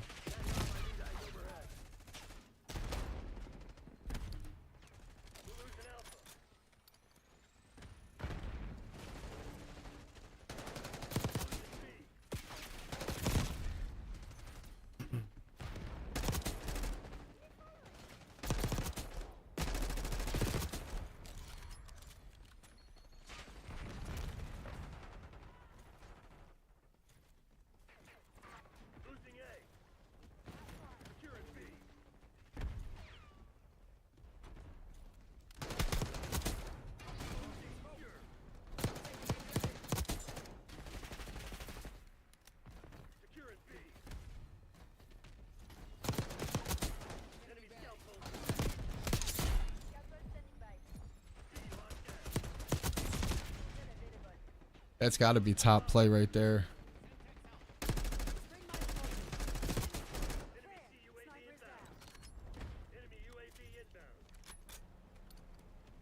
That's a good idea, man. I know we talked about this before. I wouldn't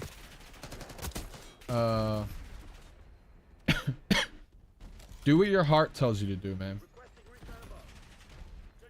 don't put too much thought into it. Just do whatever your heart tells you to do. That's usually, whatever your heart tells you to do is usually the best answer, the best solution. Just tell her how you feel, man. Like I said, don't let your head trick you out of doing things that your heart knows the right thing to do. So if you want to ask her to prom, man, ask her to prom, brother. Like I said before, the worst she could say is no. That's literally the worst that can be said is no. And then if she does say no, then it's just not meant to be. You know what I mean? But that's my advice to you. Is just do whatever your heart feels is right, and don't let your head convince you to not do it, or to tell you that it's not the time, or it's not the right time, or I gotta say it this way. If I don't say it this way, she's not gonna go with. Don't let your head trick you out of doing what you already want to do. Just follow your heart, man. So that's how I live life, and that's how I try to live life, just by following my heart. That's the best way to go through life. Once you start letting your head convince you to do other stuff, that's usually when things go south. In my personal experience in life. Just do whatever your heart tells you to do, man. You'll be alright. Where was I, chat? Where was I? Oh, so things like started to change. So now I have months of sobriety. I just went from a homeless heroin addict in Kensington, Philadelphia, to now living a sober life with sober people, and slowly changing who I was. Little small changes always equal big changes in that end. So I started changing little things, like the way I talk to people, the things I did, the things I said. The next thing I know, like, I'm starting to accumulate some time, right? I'm starting to accumulate some time. I haven't really accumulated a lot of things yet. I've accumulated like a peace of mind, a sense of self-worth. Like, I accumulated those things, right? 6 months prior, I was homeless, right? So again, slowly starting to change. Things are slowly starting to change. I'm doing things people are suggesting to me. I'm following my heart, and things are changing for the better, right? Something that simple as listening to other people that have been through the same things that I'm going through, right? That's all it took. I know it sounds super small, but that's all I did, was just listen to other people and have a faith that there is a plan out there for me. I might not understand the plan. I might not know what's involved in the plan or what's to come with the plan. I just know that there's a plan for me. I don't know what the plan is, but I know that I'm going to be okay. And that I'm going to be all right. So I start coming up on a year sober now, right? I haven't really accomplished a lot of stuff. I got my license back because my license was suspended for a long time. So I finally got my license back. I met my wife on OkCupid. We met on a dating website. As a sober guy, I don't go to bars. I don't go to parties like that. So if I do, they're family parties, and there's usually not like any alcohol involved. Or if there is, whatever. I'm okay with it now. But when I was newly sober, like, I didn't go to places where there was alcohol or any type of drugs going. So I was on dating websites. So I met my wife on OkCupid, right? And so again, like, I'm coming up on a year sober. Good things are starting to happen. And God decides to put this woman in my life, right? I remember seeing her for the first time at Starbucks, and she looked like a little snow, she looked like she just got back from snowboarding, which I loved about her immediately. We went to Starbucks. We kind of talked at Starbucks for a while, got to know each other a little bit. Then, hold on, let me get these ops out real quick, chat. Let me get you. So, met my wife on OkCupid. We're talking at Starbucks. We're getting to know each other a little bit. We're getting to know each other a little bit. getting to know each other a little bit, and we start dating. So now here I am, a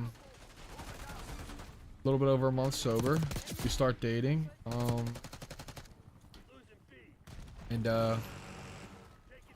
we really like each other, and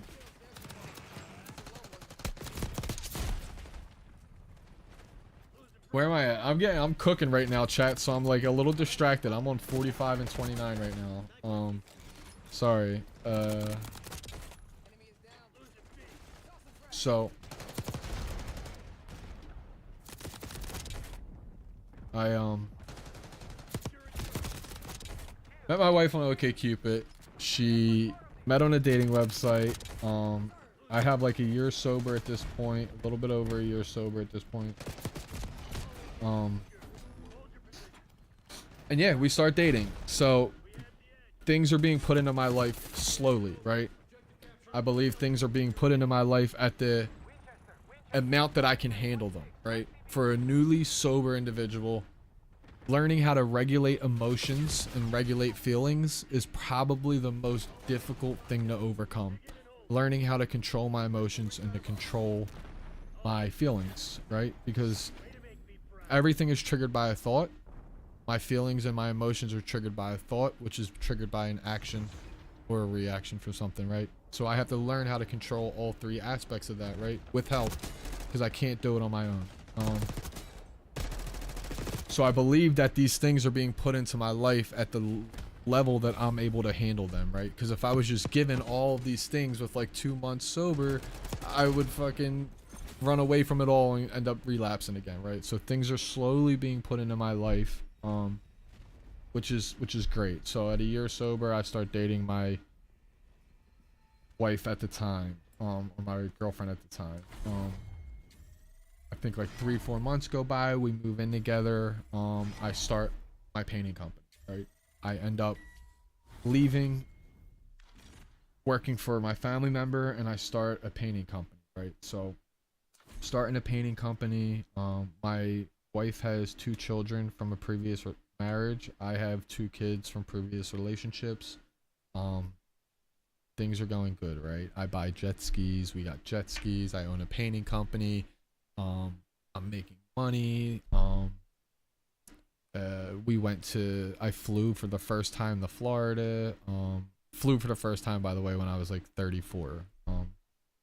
So I flew for the first time. Like, all these good things are happening, right? So what happens with people who are sober, again,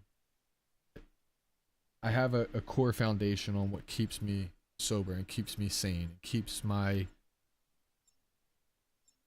like, if I have that core foundation, right? So what happens when all these things start coming in my life, things that I've never done before and things I don't know how to do. I don't know how to be a good husband. I don't know how to be a good boyfriend. I don't know how to be a good father. I don't know how to be a good business owner. I don't even know how to drive jet skis, but yet I bought them.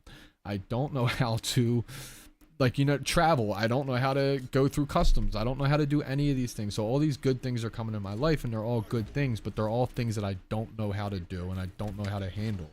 So what I do is I start taking energy from my core foundation that's keeping me sober and that's keeping me sane, and I start taking a little bit of that energy and I start feeding it to all these other areas of my life that I feel need work, right? And they need help. So I got to start putting energy into these other areas.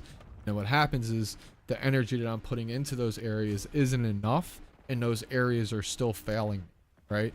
So then I have to take more energy, and I start throwing in all this energy to all these areas of life that are great areas and great things, but I don't know how to fucking do any of them.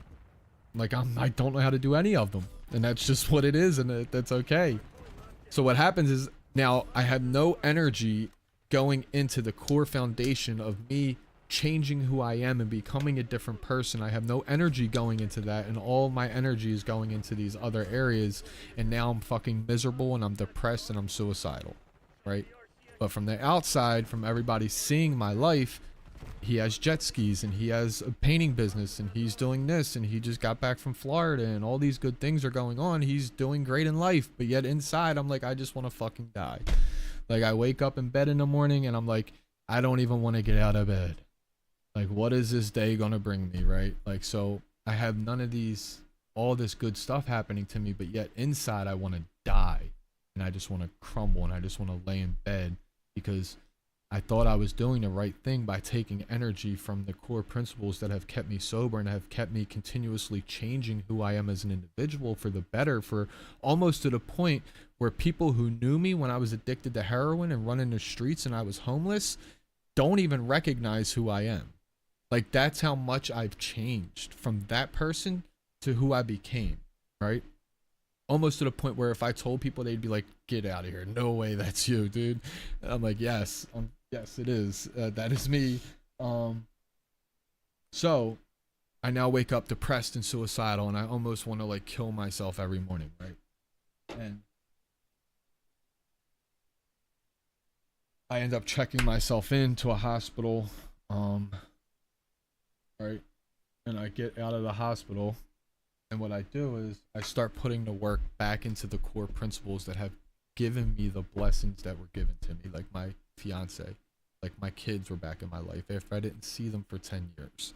Got my kids back. I got a fiance, the jet skis, the trips, all this great stuff, right?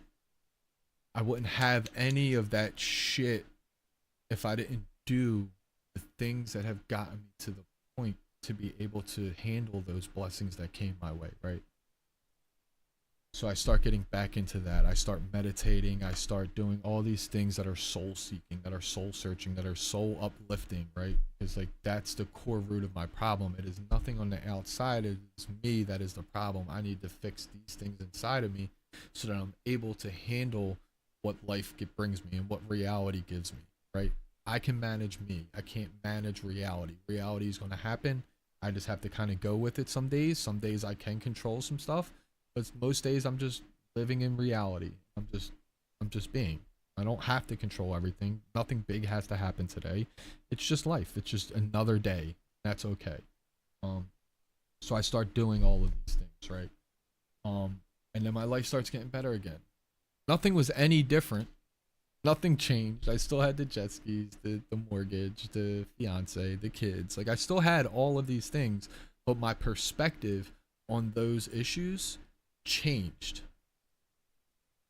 Russ, have a good night, man. I miss talking to you, brother. I hope to see you again soon, man. Take it easy, all right? Hey, like I said, man, don't let your head out talk you. Just follow your heart, bro. You want to ask her to prom, just ask her to prom, man. Just follow your heart. Worst she could say is no. And if she says no, then it just isn't meant to be, brother. That's all. But I appreciate you for stopping through, man. So that's really it, right? Like, I had the same issues. It's just my perspective on these issues changed, right? Like, my perspective on these issues changed. Like, they're the same issues that I had, like, when I woke up with over a year sober and, like, wanted to die, right? Like, they're the same issues, but it's when I'm doing work on myself and I'm fixing the internal shit inside myself, those issues, my perspective on those things change. And now they don't seem so overwhelming and they don't seem so heavy. Like they're almost able to manage them, kind of, to a certain extent, right? So my perspective on these issues have changed, right? So we purchased a new house. We moved to a new house, and I started a new job. And I mean, last year alone, I made $250,000 in sales. So I started a job in sales, and so here I am with 6 years sober, right? I just had 6 years sober on March. And so here I am with 6 years sober, and I made $250,000 last year, right? I'm streaming. I was able to buy everything I can to try to help people and to try to reach as many people as possible. Like, so I was able to do that and then purchase this to be able to help more people and kind of share my story with people and hope that something hits somebody and they're like, wow, this dude makes sense. Like this kind of makes sense a little bit. Like it's like but for the most part, all I did was ask for help and I listened to the help that was given me. I didn't outthink the help. I just didn't outthink the help that was being given to me. Did it make sense all the time? No. Did I feel like doing it all the time? Absolutely fucking not. I just didn't, and that's what it is. So but I did it anyway, like, because it was what was being told to me, and these people have changed their lives because of it. Like, so in a matter of 6 years, I went from a homeless heroin addict to now owning a $600,000 house, to making $250,000 last year in sales, to having a peace of mind and a peace within myself, in my soul, and in my heart. Like, all of that happened within a matter of 6 years. A lot of it happened without me even wanting it, right? Because when I want things, I'm being selfish, and it's me, me, me, me, me, me, me, me, me. What can you give me? What can you give me? What can you give me? How can I be better? How can I do this? How can I do that? Instead, it was just work on myself, help other people, try to help other people as much as possible. And like, these things just started coming into my life. The things that I've always wanted. I've always wanted my own home. I've always wanted a wife. I always wanted a family. I always wanted to, you know what I'm saying? Like, all the things I ever wanted just started happening without me even wanting them. And the only reason that happened is because I just stopped trying to figure out everything for myself, and I just started to listen to other people. Even today, like, I still struggle. Like, there's still daily struggles. Being in a marriage is tough. It's tough. It's hard. It's a lot of work that goes into it. There's a lot of emotion that goes into it. There's a lot of feelings that go into it. We're different people.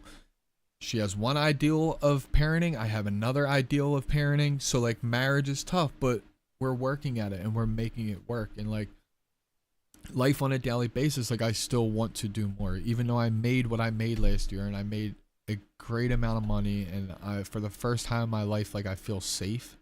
I don't feel like I don't feel desperate, which is a great feeling.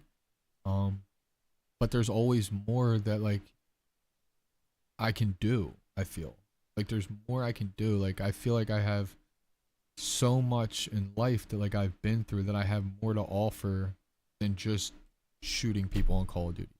I feel like I have more to offer than just climbing up on roofs and getting insurance companies to pay for roofs, right? Like, I feel like I have more to offer than that. I literally came from the trenches. Like, I came from nothing. I came from an abusive household with a single mother, to being homeless at one point when I was a kid, to then doing drugs, and then becoming a heroin addict, and then living on the street in abandoned houses, and going to jail 30 times, and being to 15 different rehabs, and literally being at the bottom of the bottom, to now being the most successful I've ever been and could even dream of being. Like, I never thought that here I would be on Facebook and YouTube and Kick live, fucking talking to people about my life. Like, never in a million friggin' years did I think that I'd be doing this right now. Never in a million years.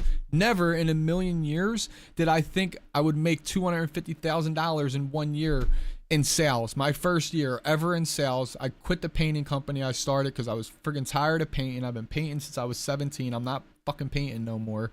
I'm done. I'm not doing it. No more, chat. I'm not painting no more. Never in a million years did I thought that, like, I would accomplish those things. And, like, never.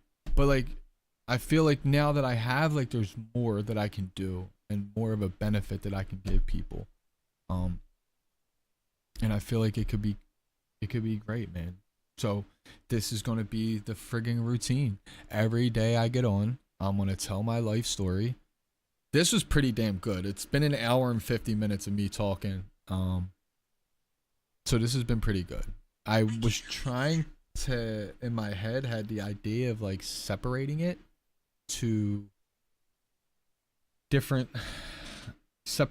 like different age groups, like from 0 to 10, from 10 to 20, 20 to 30, 30 to 40, like doing it in like 4 days. But I don't know. We'll see how it goes. But this is going to be the idea, man. This is pretty much what it's going to be. I'm super happy that you guys stopped through and listen. I'm going to play more Call of Duty, but as far as me telling my life story, that's pretty much it, man. And if any of you guys ever want to jump in Discord or message me or have any questions about what I did to change my life, and the directions that were given to me, I'm always down to share them with you guys. Like like I said, it's mind blowing, man. Like to see where I'm at today and to see where I come from, it's a completely surreal experience. And like that wasn't just given to me. Like that's given to everybody, and everybody can achieve that no matter what your circumstances are in life, no matter how bad you think your life is or how shitty you think your life is. You can change it with help. You can change it by just listening to people that have been through it and have overcome it and have been successful. Like you, people have given me direction my whole life, and given me instructions my whole life, and given me suggestions my whole life, and I kind of blew them off my whole entire life. um I never listened to people. um they were the same directions. They were the same directions I was given my whole entire life, but one day it just hit different because I was broken inside. um and that's kind of like why it happened. um but yeah, I appreciate it, man. Today was pretty good. um I'm excited to see what's gonna happen. I'm probably gonna clip some of this stuff and try to post it. Yeah, just give me a second and I'll be right back.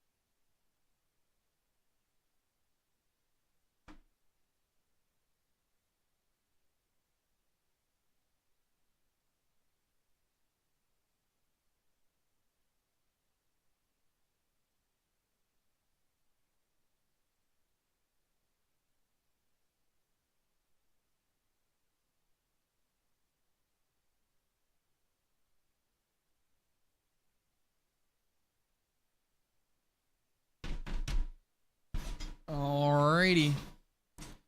We're back.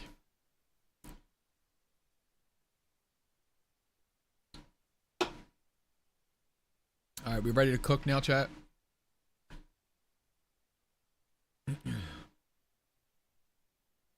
Ready to cook now? Tomorrow we'll be back to talk about the same stuff over and over and over again. I gotta make some videos today too. Definitely for sure gotta clip some videos, but we're ready to fry out now. Hope I was able to help someone. No, for sure helped me.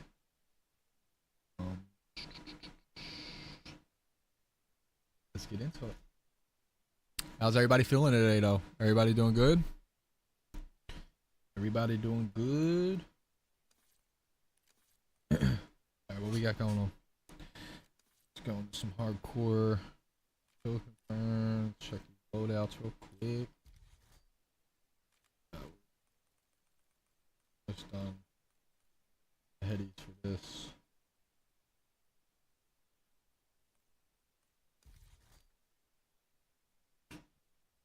Excuse me.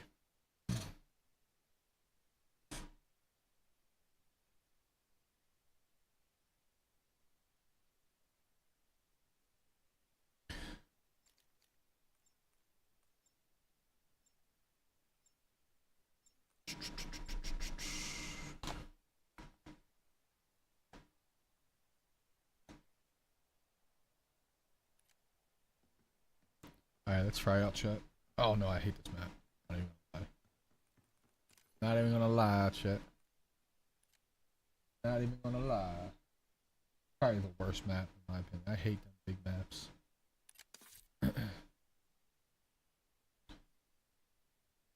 Do a little core mode. We already prestige, going for prestige 2. Working on headshot camos.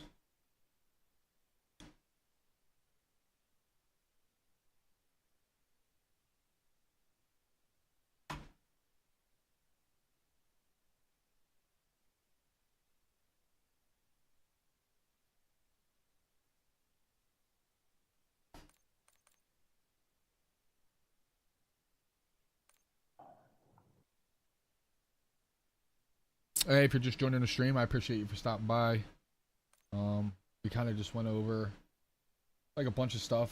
Kind of told my life story. I'll be doing it every day till build up a community of people that we can kind of help. See who's out there that might be going through the same struggles or same issues that I've gone through in my life. I've been able to overcome, and see if we can help other people do the same. Maybe someone can help me with some shit that I'm going through that I don't really know how to get out of. I mean, that's the only reason I'm here to begin with. Is people went out of their way to help me be successful in life, and it's only right that I give that back to people. I feel like I can reach a broad audience this way. Once it gets to a certain point. So I appreciate you for stopping by.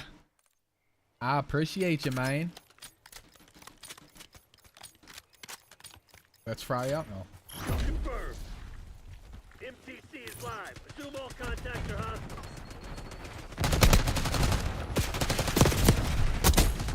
You've fallen behind. Sniper's gone. Push up.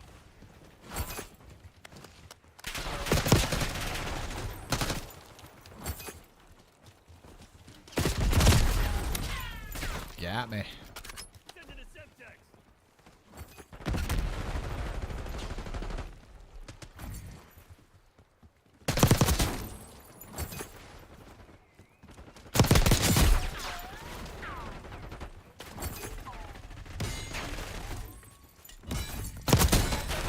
Give what I can.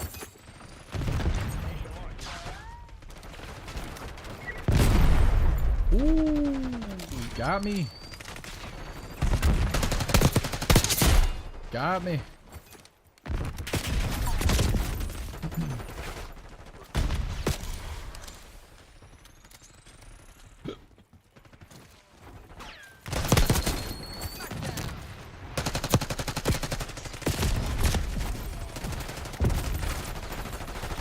sucker.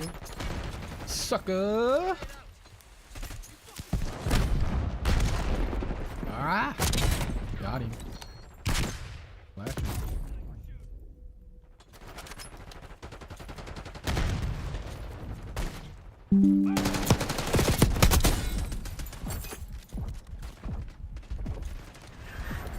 We've taken control. We got the lead. Now hold it. Enemy Archangel. He archangeled me, chat. Archangeled the shit out of me. Get blick. Get blick. Get blick.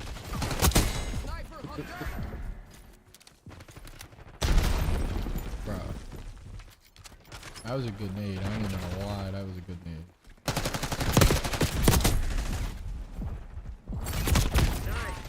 That was a impeccable nade.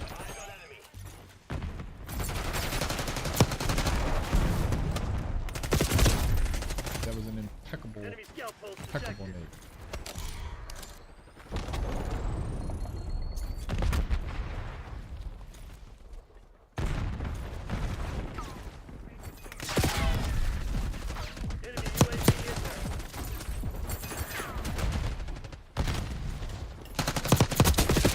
Oh, they're all coming down. All coming in hot.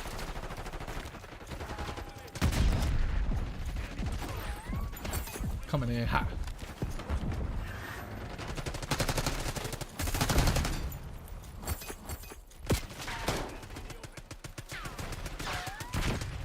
Deploying RCXD.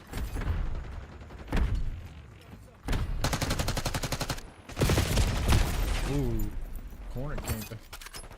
He's a corner camper, chat.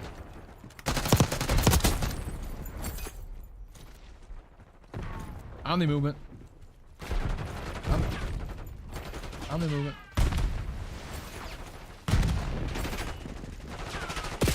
Ooh, I didn't even see you, bro. Operating RCXD. I didn't even see you, man. Hostile scout pulse in your AO. Omni movement. Hostile RCXD in your AO.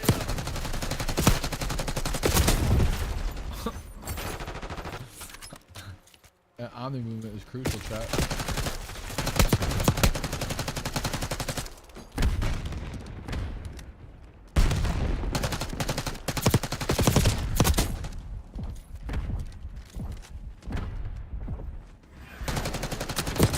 No. No, bruh. Watchdog helo incoming on your location. Enemy UAV inbound. Where? You rat bastard. We got the lead. Now hold it. I'm moving. I'm moving. I'm moving. I'm Gotta hit him with that Omni, chat. You want to get out of this alive? Better step up.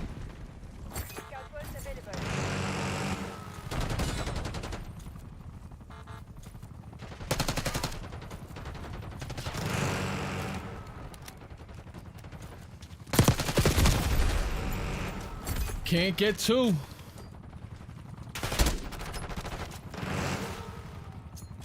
RCXD maneuvering.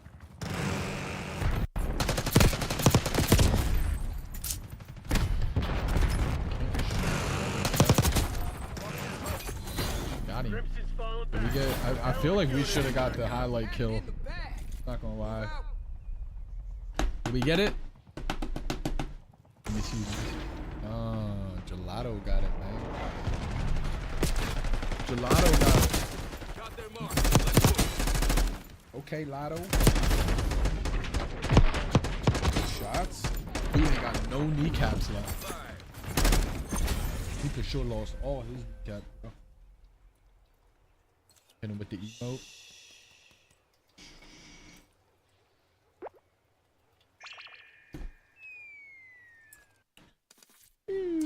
How many headshots we need to try?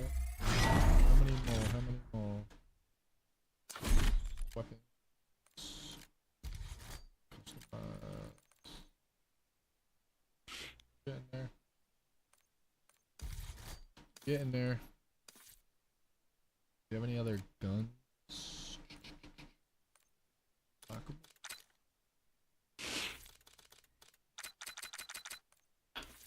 That's the bad thing about Prestige, is that it locks all your guns back. Locks all your guns back. Derelict. Hard.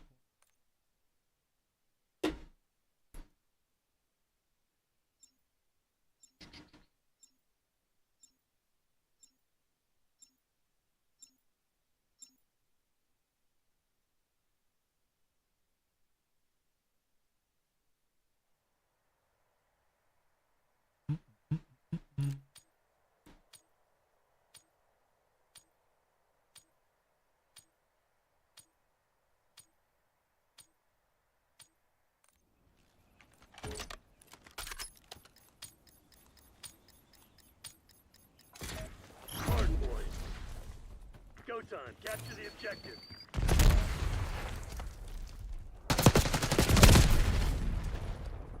That should have been a heady. Oh man. Eyes on enemy.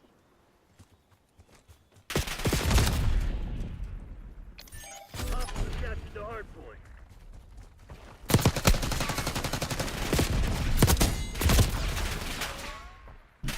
I thought I put on whatever it's called.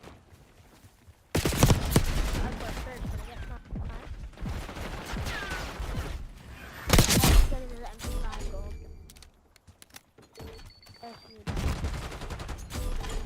Marksman shooting. Hardpoint identified.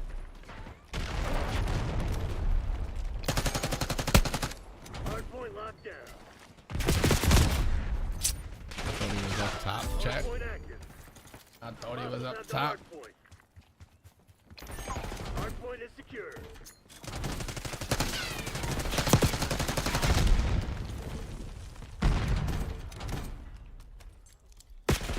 Oh, I'm about to stun myself.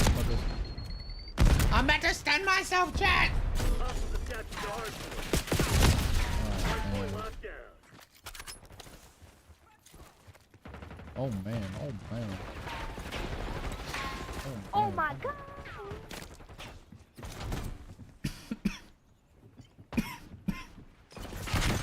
We've taken control. It's my lack of aim.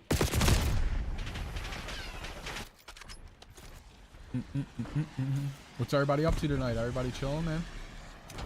Anybody have any plans for tonight? Hostiles have the hardpoint. Sniper hug dirt.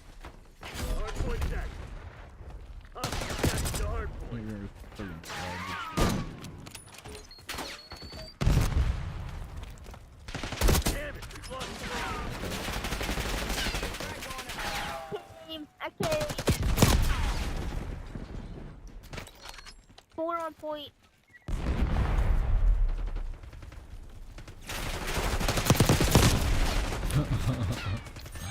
I went in hot. I went in hot, sure. Hardpoint is secure. Good job, bro. Good job, bro. Wow. Hard scope in.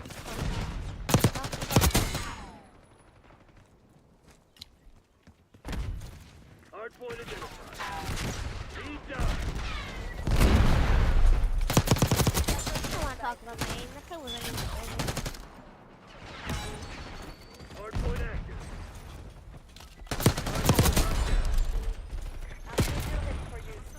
Coming in hot. Hostiles have the hardpoint.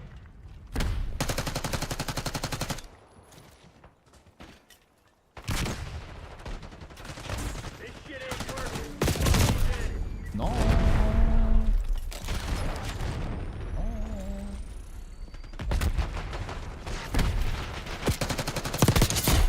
What's your problem? Hardpoint is secure. Frag throw. Bro, what am I doing? I'm trying to silence out with the aim. Sniper working. Using arc Hardpoint located.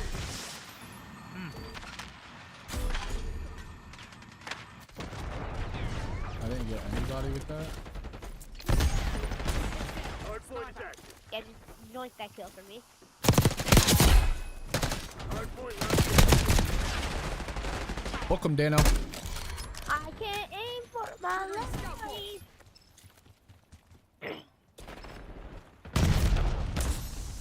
No.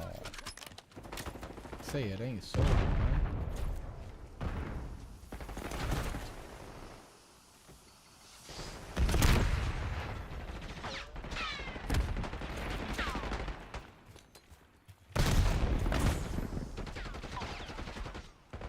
I was reloading. We've taken Dude, control. I even hit the stamina guy. Yo, what? Me and Honeybun just exchanged on snipes? I didn't even know that was possible. Yeah, I fought together. Oh, my fault. Training for life for life. How old are you? Like 8? Yep. Enemy marksman shooting. Not the hard. Shut up. Hardpoint active. Hardpoint Yeah, is this kid's secure. 13 years old. Sniper, hug dart. Bro, these footsteps, there's too many of them. I Kid's can't 13 keep years old. Hostiles have captured the hardpoint. Sending stun. Oh, snap.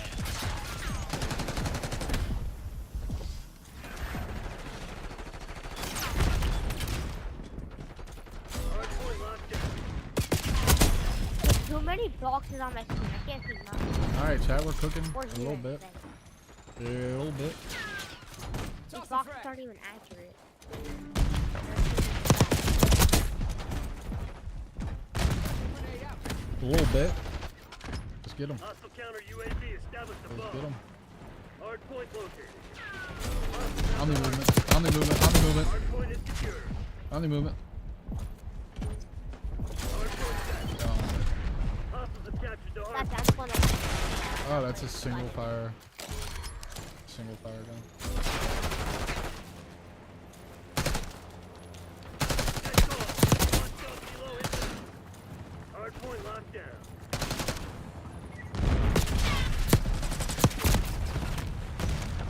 Damn, Big Daddy. Why you do me like that? Scout pulse activated. Well, I'm in the smoke, and I could just leave. Enemy marksman shooting. Got him.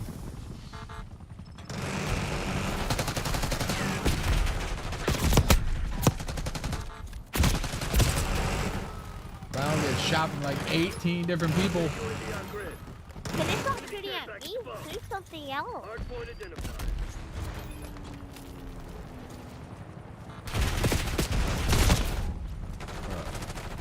Hardpoint active.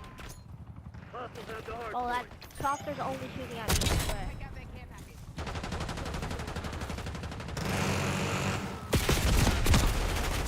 Trying to get to the point. Trying to get to the point. Bro, like, why is my boss not showing up on that shit on set?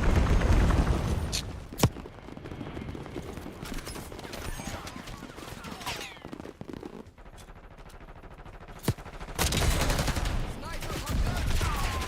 So why are you just laying down, bruh? It's hard point.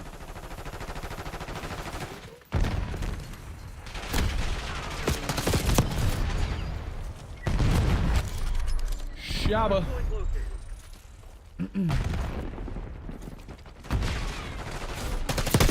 Hey, that's not very hard. So it's already under Hardpoint is active. Hardpoint is secure.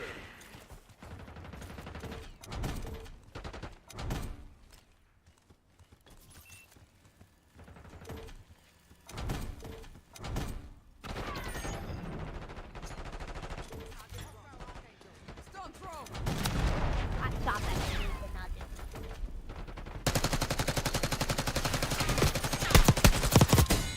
Marksman smoke. That's not stop. Somehow that killed me.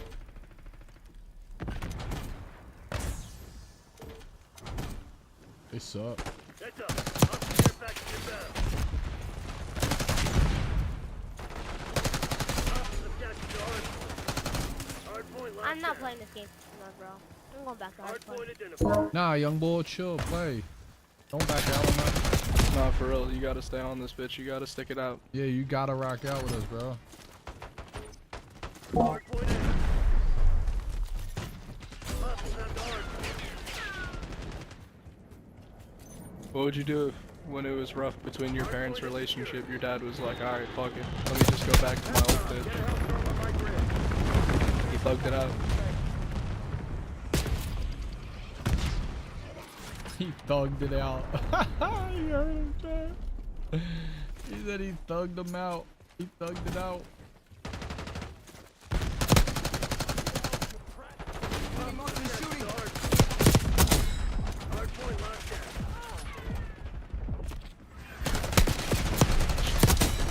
Nice sharpshooter.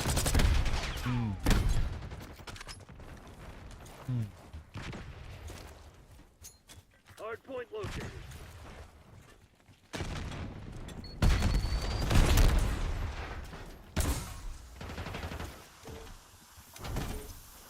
Hardpoint active. Secure. What? What? What? No way. No way.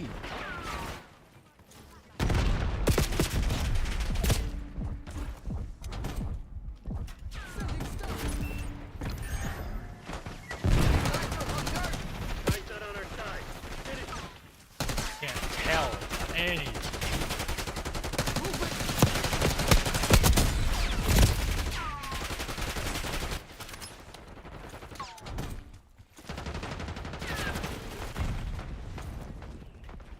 Hostiles have the hardpoint. Spring mine spotted. Ooh, he got me. He got me. Hardpoint identified. He got me. I saw. Is there someone in our spawn? Hardpoint active. Alright. We gotta cap this. We go win. Hardpoint locked down. Stunned him. Stunned him. Got the heading there. Hostiles have captured the hardpoint. Enemy marksman shooting. Dropped enemy. Woohoo! Hostiles have the hardpoint.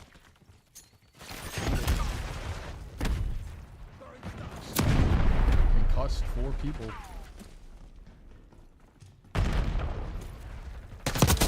And stay there. Hardpoint locked down.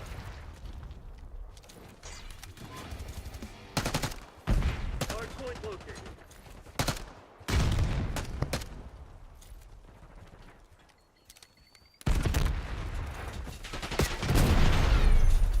Hardpoint is active. Hostiles have captured the hardpoint. Oh man, this is the one we always have problems with. Enemy in the open. Come on, Lee. Come on, Lee!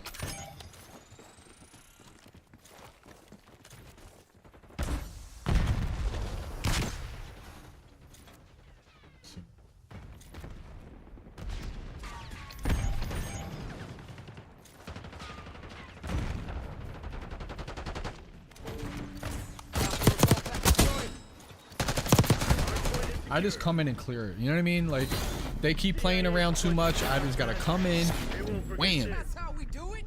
TACOM, End it. come get us.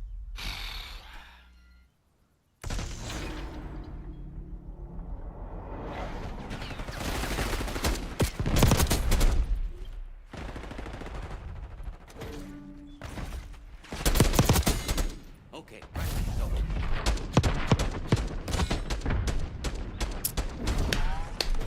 Wow, that actually could have been the worst play of the game.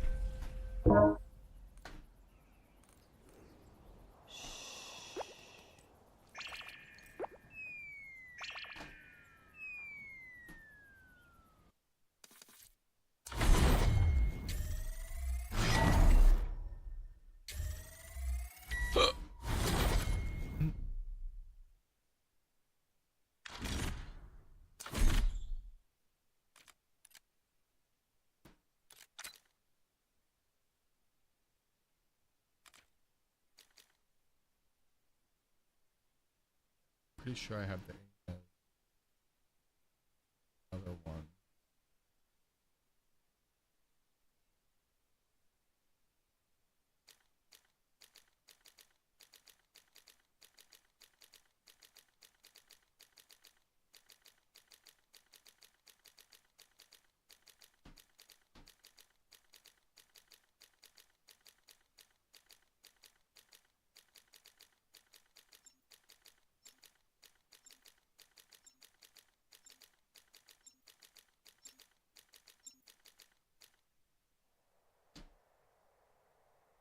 Doo-doo-doo-doo-doo.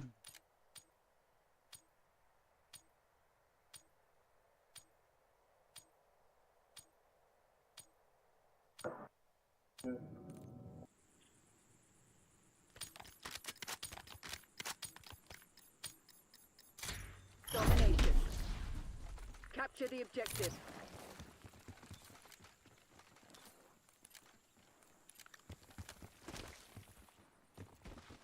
Securing C. I'm on the Controlling objective. Bravo. Secure. They're taking C.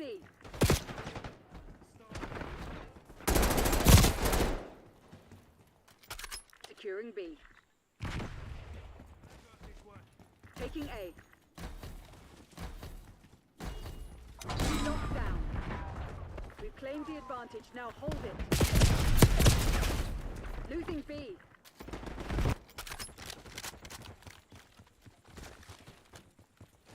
Losing Bravo. We're losing Charlie.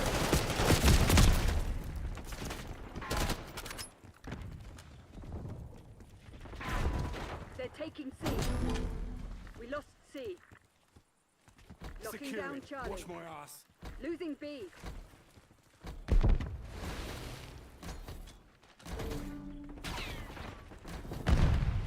Securing Zone A.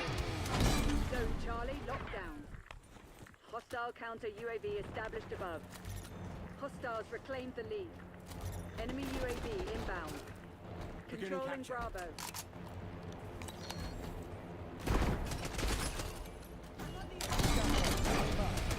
Bravo zone secure. All locations locked down. Dig in and hold them. We're losing Alpha. Losing Bravo. The lead is on. Losing B.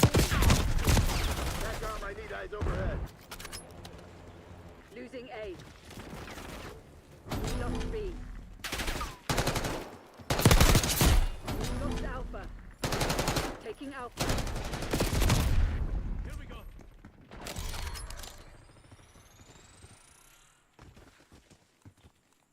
Securing Alpha. Taking Bravo Initiating underway. objective control. Hostile UAV established overhead. Getting UAV. Locked down.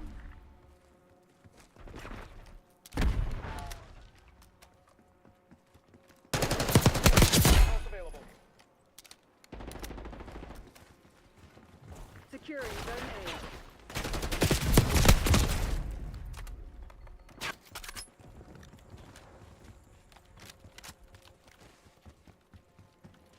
Losing Bravo.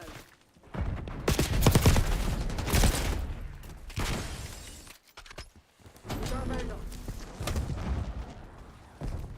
Sensing turret up. Taking B. Taking Alpha. I'm on the objective. Enemy UAV inbound. Sniper threat neutralized. Bravo zone secure. Hostile scout pulse in your AO. Losing B.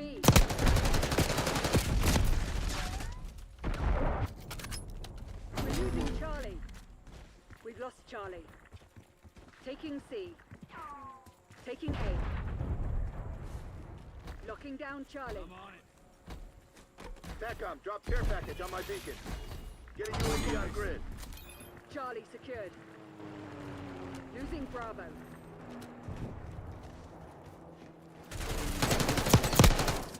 Taking C. Scout pulse available.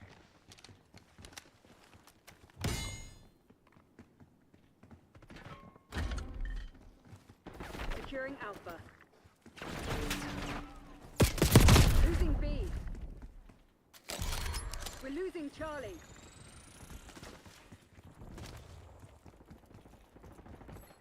Taking A. Location secure. Maintain current. Up yours. We're losing Alpha.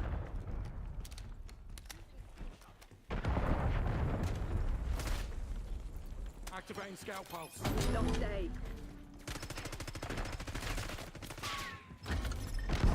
Losing Bravo.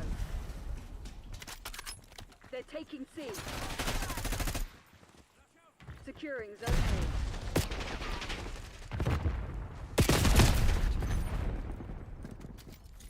We lost B. Taking Alpha. Securing B. Objective capture underway.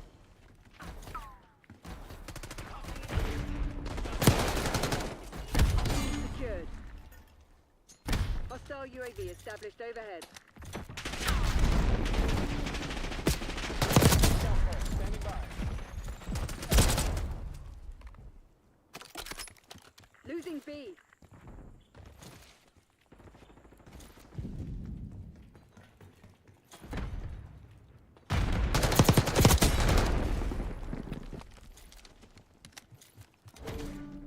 Operating RCXD. Securing Alpha. Losing Bravo. TACOM, commence Watchdog Helo mission. We're losing Charlie. Requesting care package deployed. TACOM, I detect overhead. Losing B. Lost C. Taking Alpha. Zone A secure. Taking I've got B. this. Losing A. Taking C.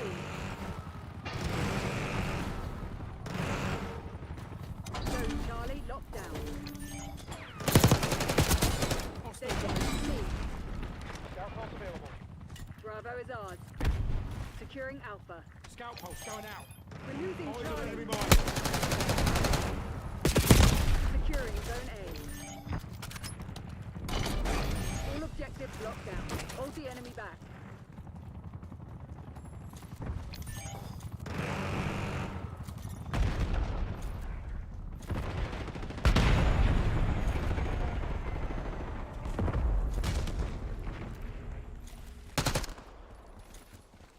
We're losing Alpha.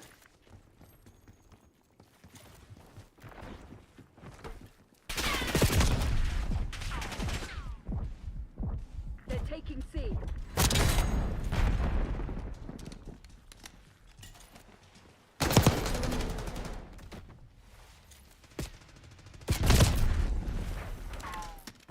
Losing A. They're taking all zones. I'm just saying, chat, a stun shouldn't last that goddamn long.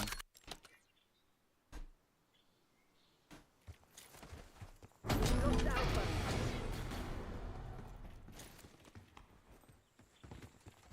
Taking A. Watch my back. TACOM requesting Watchdog Helo on my grid. Objective capture underway. Locked down A. Adler marking care package LZ. Requesting recon above. Controlling Bravo. We're losing Alpha.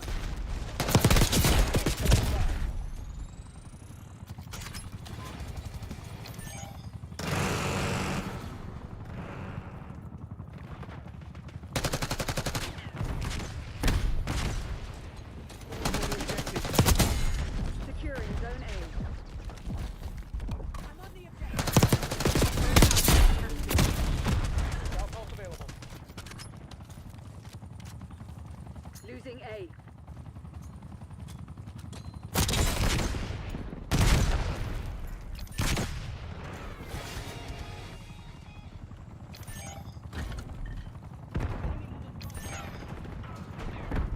We're losing Initiating Alpha. objective control. Securing B.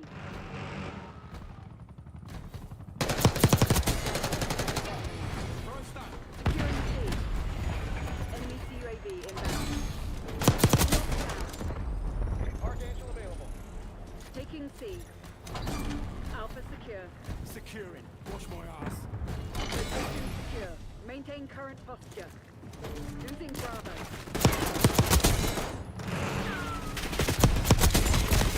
Standing by. Do-do-do-do-do-do-do-do. Taking Bravo underway. Losing A. Unable to task. Airspace is full. Securing B. We lost A. Taking Bravo underway. Secured. Grenade out.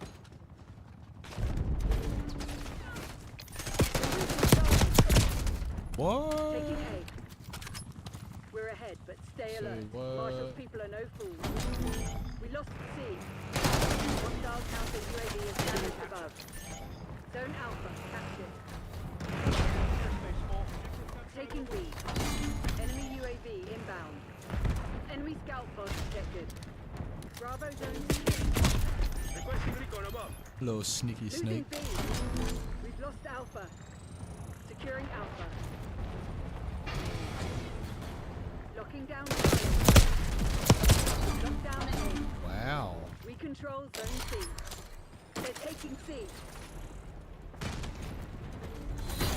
All units prepare for battle. This one's on. The battle goes to the bold.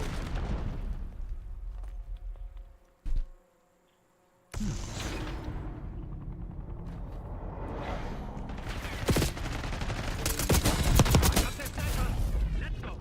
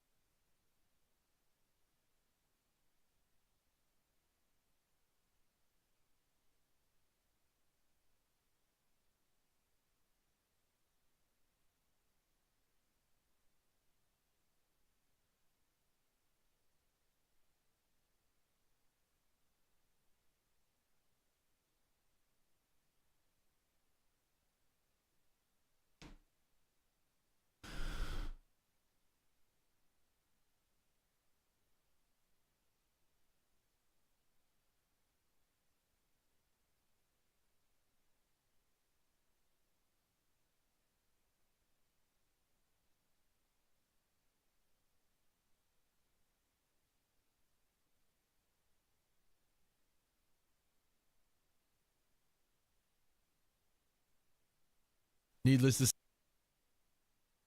to say, they weren't too happy.